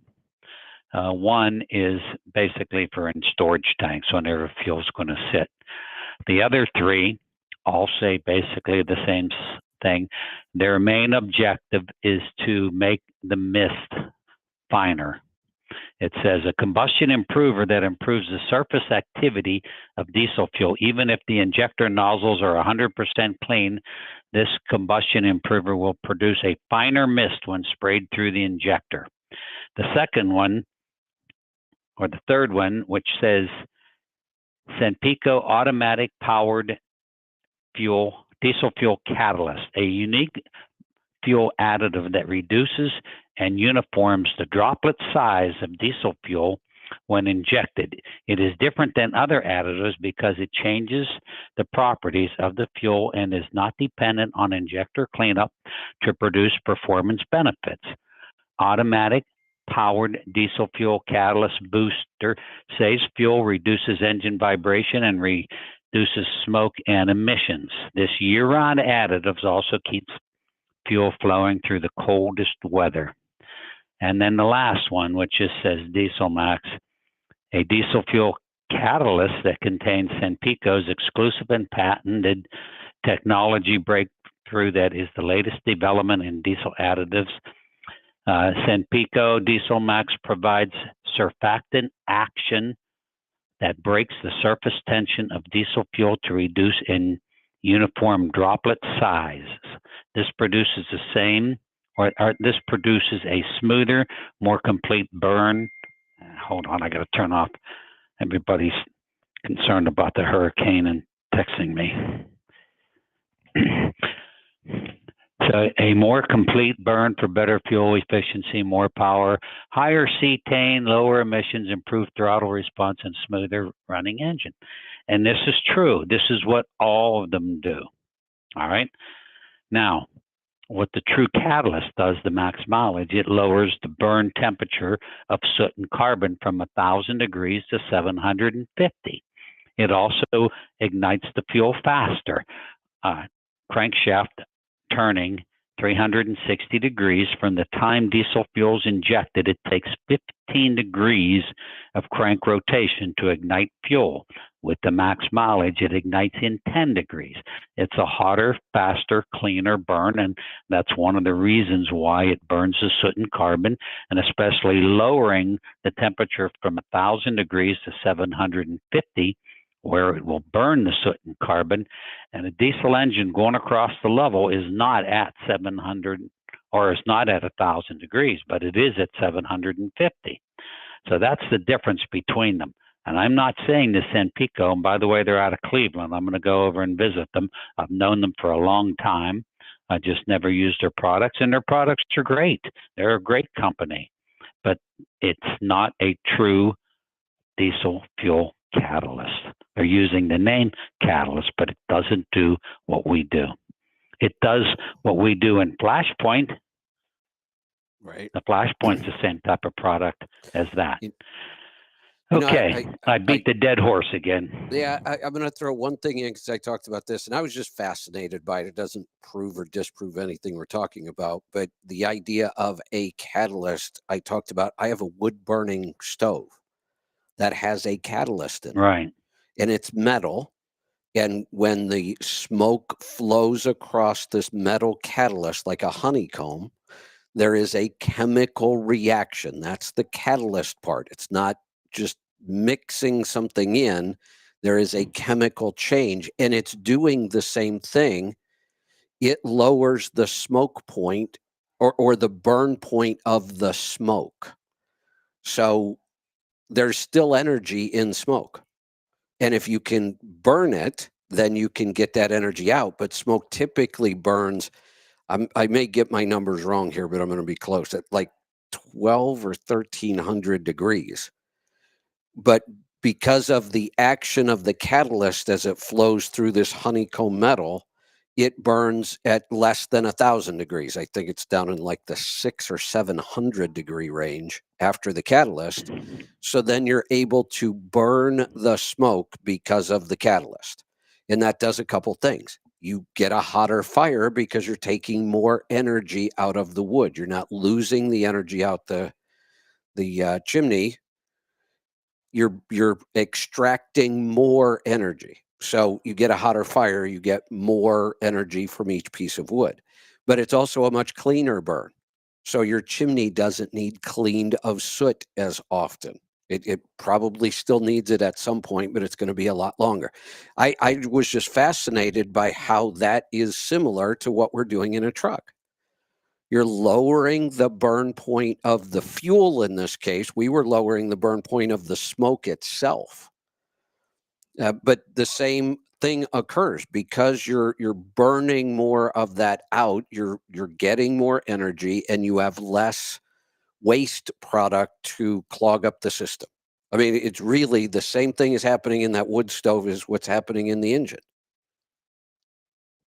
I have a very similar wood burner at my house, Kevin. But my catalyst looks like a waffle iron. It's got like little, like those egg foam rolls used to sleep on as a kid. Yeah. But yeah, you're exactly right. What it's doing is making the burn more efficient. Right. You are creating more force, more power in the combustion chamber, which drives those pistons down, which in return drives the next one up. Right. So you're making it more efficient. And it does, because when you have air and fuel molecules separated, like the catalyst that we use, our catalyst actually takes the molecules and breaks them down, in the fuel molecules, to smaller pieces. And that gives it a chance to be exposed to more oxygen, more surface particles. Right. So the fuel particles get encapsulated with the air to make it, they're smaller particles to get more air attracted to them. Then once the explosion happens, you still have air and fuel molecules floating around even after the flame, because no engine is 100% efficient. Right. So with the air molecules, the fuel molecules, and still the heat in the combustion chamber, it continues to burn. So we bring the flash point on sooner, and we also extend it out longer. Right. So if you were to take, like, on a Leroy might have to help me on here. When you're looking at electric graph charts, the up in the square sine waves. I'm sorry, my mind went blank there. If you were to look at a sine wave in comparison to where a piston would fire on the power stroke, you would see it from A to B. With the catalyst, it's going to start before A and continue past B. So we're extending that flame flash point out a little bit further. So that's why it makes it more efficient, and that's why people are getting better fuel mileage, less emissions problems. There you go. Makes sense. Also, a way you can tell the true catalyst is, it's 1 ounce to 25 gallons. On the Senpico, it's 32 ounces to 250 gallons, where we would be 10 ounces to 250 gallons. So the more you put in the lubricity stuff, the water emulsifiers, the cold weather anti-gel, the more you have to put in because you're not putting as much in. You follow me? When there's more in that 1 gallon bottle, there's Oh, yeah. 5 different things in that bottle versus one thing. So the max mileage catalyst, it does one thing, and that's to burn soot and carbon and keep the engine clean. It's not made to do all the other things. Got it. All right. And that's why it's 1 ounce to 25 gallon. There you go. Okay. Let's go to Arkansas. Richard, welcome.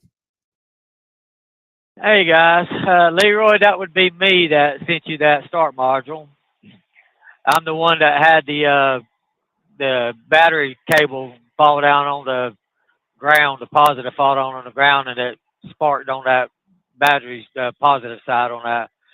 So I did do you justice and endanger myself by cutting the top of it off, so you wouldn't have to do that.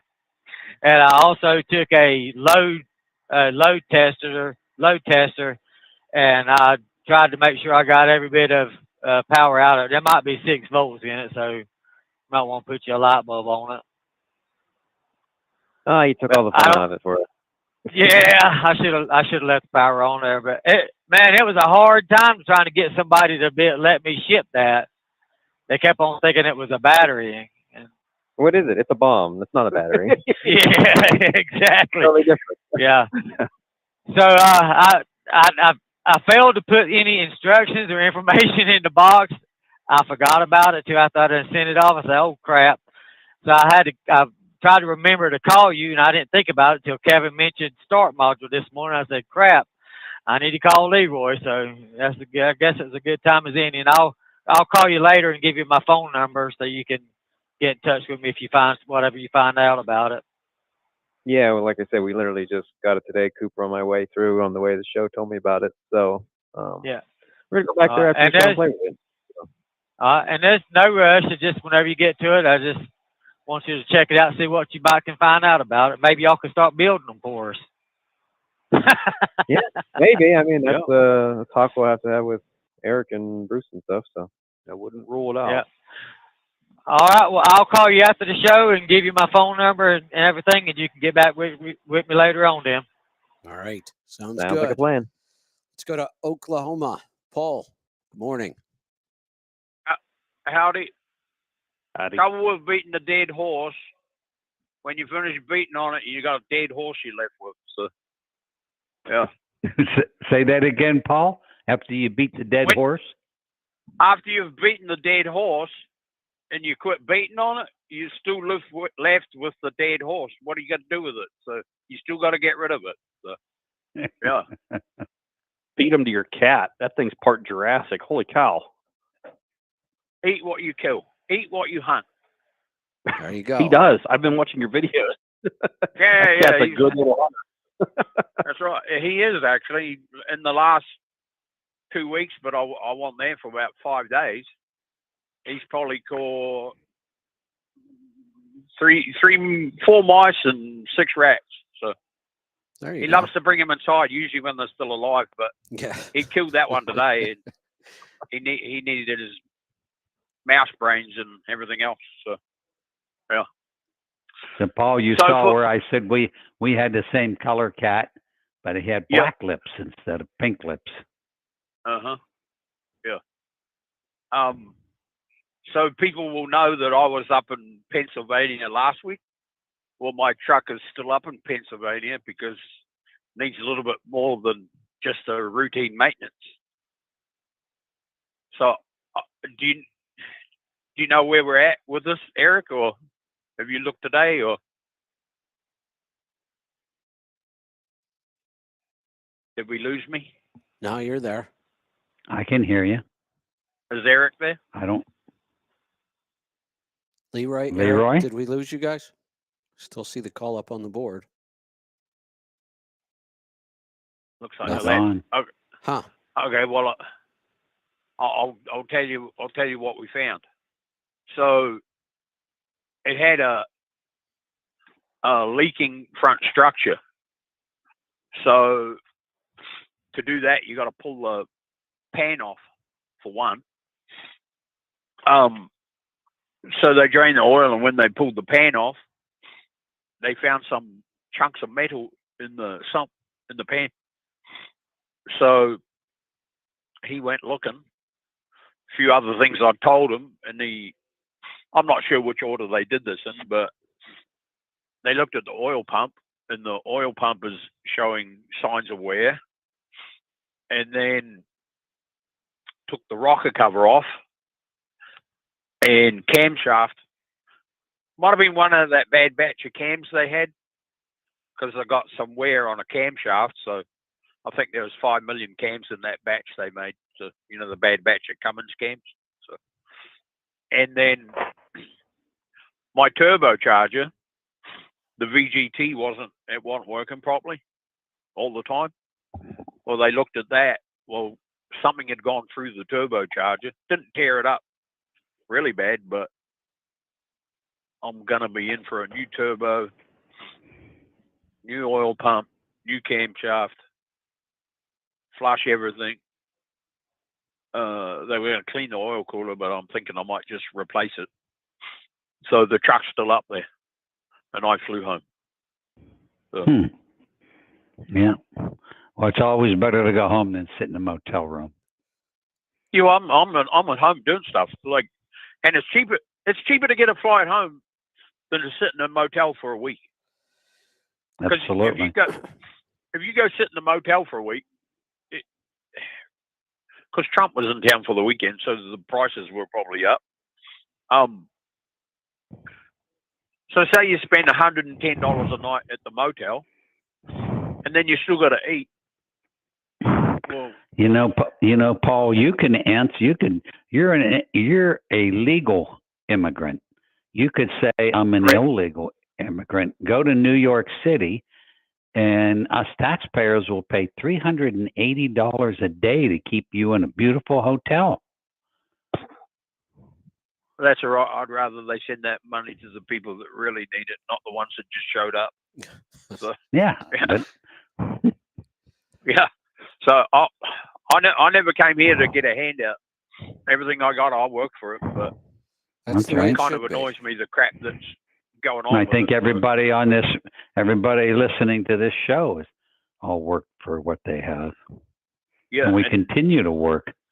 And I don't think there's too many of the people that listen to these shows that are not people that work for what they got, and they're probably not offended. So I won't need to say if you're offended, I don't care. So, yeah, that's right. Yeah. Hey, we have. I'm pretty sure we've got Leroy and Eric back. Yep, we're here. Can you hear? Okay, I was just telling them the bad news about my engine, my come apart. Yeah, I walked in the back shop yesterday. They had a lot of stuff laying out. Yeah, so I don't know what order it happened in, but I know what they found, and there wasn't any point in me sitting in the motel for a week plus. So I flew home. So yeah. There you go. Did you get a price on a brand new oil cooler? Because I'm thinking, right, because it's the original one. Rather than waste our time flushing it, just put a new oil cooler, and then we know it is clean and it's new. So I'll call you after the show, Paul. I'll go over it with okay, you. that'll work. Yeah. So that doesn't sound good. It's not that bad. I just don't. Honestly, I don't know. I wasn't here. I wasn't here last week because I had surgery, and then I was off pretty much all morning this morning for another doctor's appointment. I just haven't been here that much, so I'm a little out of the loop. Yeah. Did you get you better call me about that. Yeah, well, the day that Eric came back to work, he was a little bit under the weather, and that's the day I flew home. So, yeah, I think you could say I was more like high as a kite off that freaking medicine they gave me. It was nasty. That's all right. No wrong being high. So, occasionally. On occasion, it just at work. That's the best just depends on what you use to get there. Could be a problem. So I feel a lot better today. Good. So. Kevin, hey Kevin. Yeah. When you were starting your body shop, did you ever, in the wintertime, have your heater going and be spraying lacquer thinner or clear lacquer and see how it would affect you? Many times. That was a really common occurrence. So one of the, if you paint in a real paint booth, a good downdraft paint booth is best. Keeps the dirt away from the surface of the paint while it's drying. You don't want dirt settling in there. So you wash everything down, and then if you've got a good paint booth, it sucks the fumes out, but keeps the dirt away from the surface. When all you've got is a garage, your best bet, honestly, to get the best paint finish is to try to get it so no air is moving at all, because you can't get it out. You don't have all the fans and the to get it out. So I would just try to keep air movement down to a minimum and just try to get it done as quick as I could, because by the time I was done spraying, you couldn't see inside the garage anymore. Right. Well, I painted my car last year, and I made a homemade system because I've sprayed in and out of downdraft, cross draft. I've tried a bunch of different booths over the years, but honestly, I had one of the best results where I just wet my garage floor down with a hose, and I bought, I think it was like 5 or 6 furnace filters, and I made like a door jamb out of them. Okay. I actually wedged my side man door open, and then I have a 2-stall garage. So this is on the far right side, and on the far left side, I took 2 pieces of plywood and cut out little notches, and I have 2 blower motors, like squirrel cages out of furnaces, and it worked perfect. It There you literally felt like a mild cross draft, but there were still fumes, of course. Don't get me wrong; it wasn't like the best ventilation, but the overspray wasn't there. Like, I know what you're talking about, because when you're done with what you're talking about, you have a cloud. Right. You look like you just stepped into a Cheech and Chong movie. You can't see, you can't smell. You pinch your nostrils shut, and they stay shut for about 3 seconds until they finally like unglue themselves. Yeah, that's a good time. You take a trip, never leave the farm. But that's right. This actually worked out good. If anybody's doing it at home, it's actually a really good idea, and it's not that expensive. A couple furnace filters and a couple blowers, squirrel cages works wonders. Yeah, sounds like a good idea. So what we would do, or what I did, was when the engine was out of the race car engine and transmission, it's up on jack stands, I had a junk Speed Air Dayton spray gun, and I would crank up the air compressor as much as it would go, and I would turn the 2 adjusting knobs so that I had a jet stream coming out of the spray gun, and I would put lacquer thinner in, straight lacquer thinner, and I would clean. I'd be on a creeper and I'd clean the whole underneath of the car. And it was late one night, and I was the only one in the garage, and the lacquer thinner was just flowing across the floor. Yeah. And I stood up, in the engine compartment, and I was going to jump up and over the fender to get out. I realized I couldn't jump. Yeah. That would have been a bad idea. Because of the lacquer thinner. Yeah. So there you go. I had to get back down on a creeper and slide out, and then I realized what I had done. Yeah. I mean, I just probably my lungs were filled with lacquer thinner. So all the things we did when we were young and I know ignorant. Yeah. Yeah. All right, let's go to Washington. Arthur, welcome. Good morning, gentlemen. So I have a question. I'm looking to pick up a second box truck for my business. And you guys always, at least what I hear is you guys always talk about the Isuzus being like a problematic vehicle. Is there anything I should be on the lookout for? We talk about the Isuzu being problematic? Yeah, anytime I hear you guys talking on Mondays, whenever the Isuzu box trucks come up in a topic or in passing, there's always some sort of a remark about them as if they weren't very good or problematic. I never heard any of us. Bruce, I'm glad to hear you say this, because I talked to Arthur about this last week, and I wasn't going to say anything then because I can sometimes get tunnel vision where I'm thinking about something so much that I miss something that gets said on the show. And I know it happens.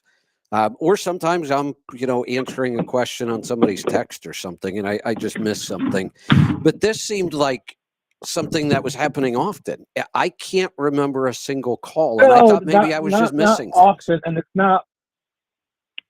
Yeah, it's not like specific. I've just heard like when you guys would be talking about something else, then Isuzu would like be kind of brought up in a way. It's not a specific conversation, but like this little snide comment here or there. You know, So let me be clear. Let me tell you my take on Isuzu. Back in about '85, Cummins got involved with them, and the engines were normally aspirated at the time. And I put a 6BD1 in a Chevy Suburban, and I turbocharged it, and I found out a way to turn the pump up, and I ran that thing for about 140,000 miles, and another guy wanted to buy it.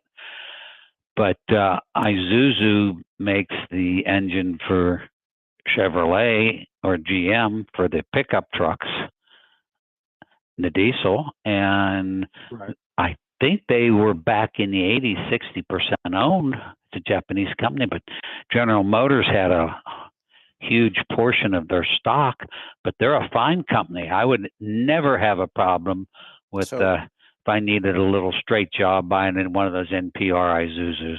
So this had to be.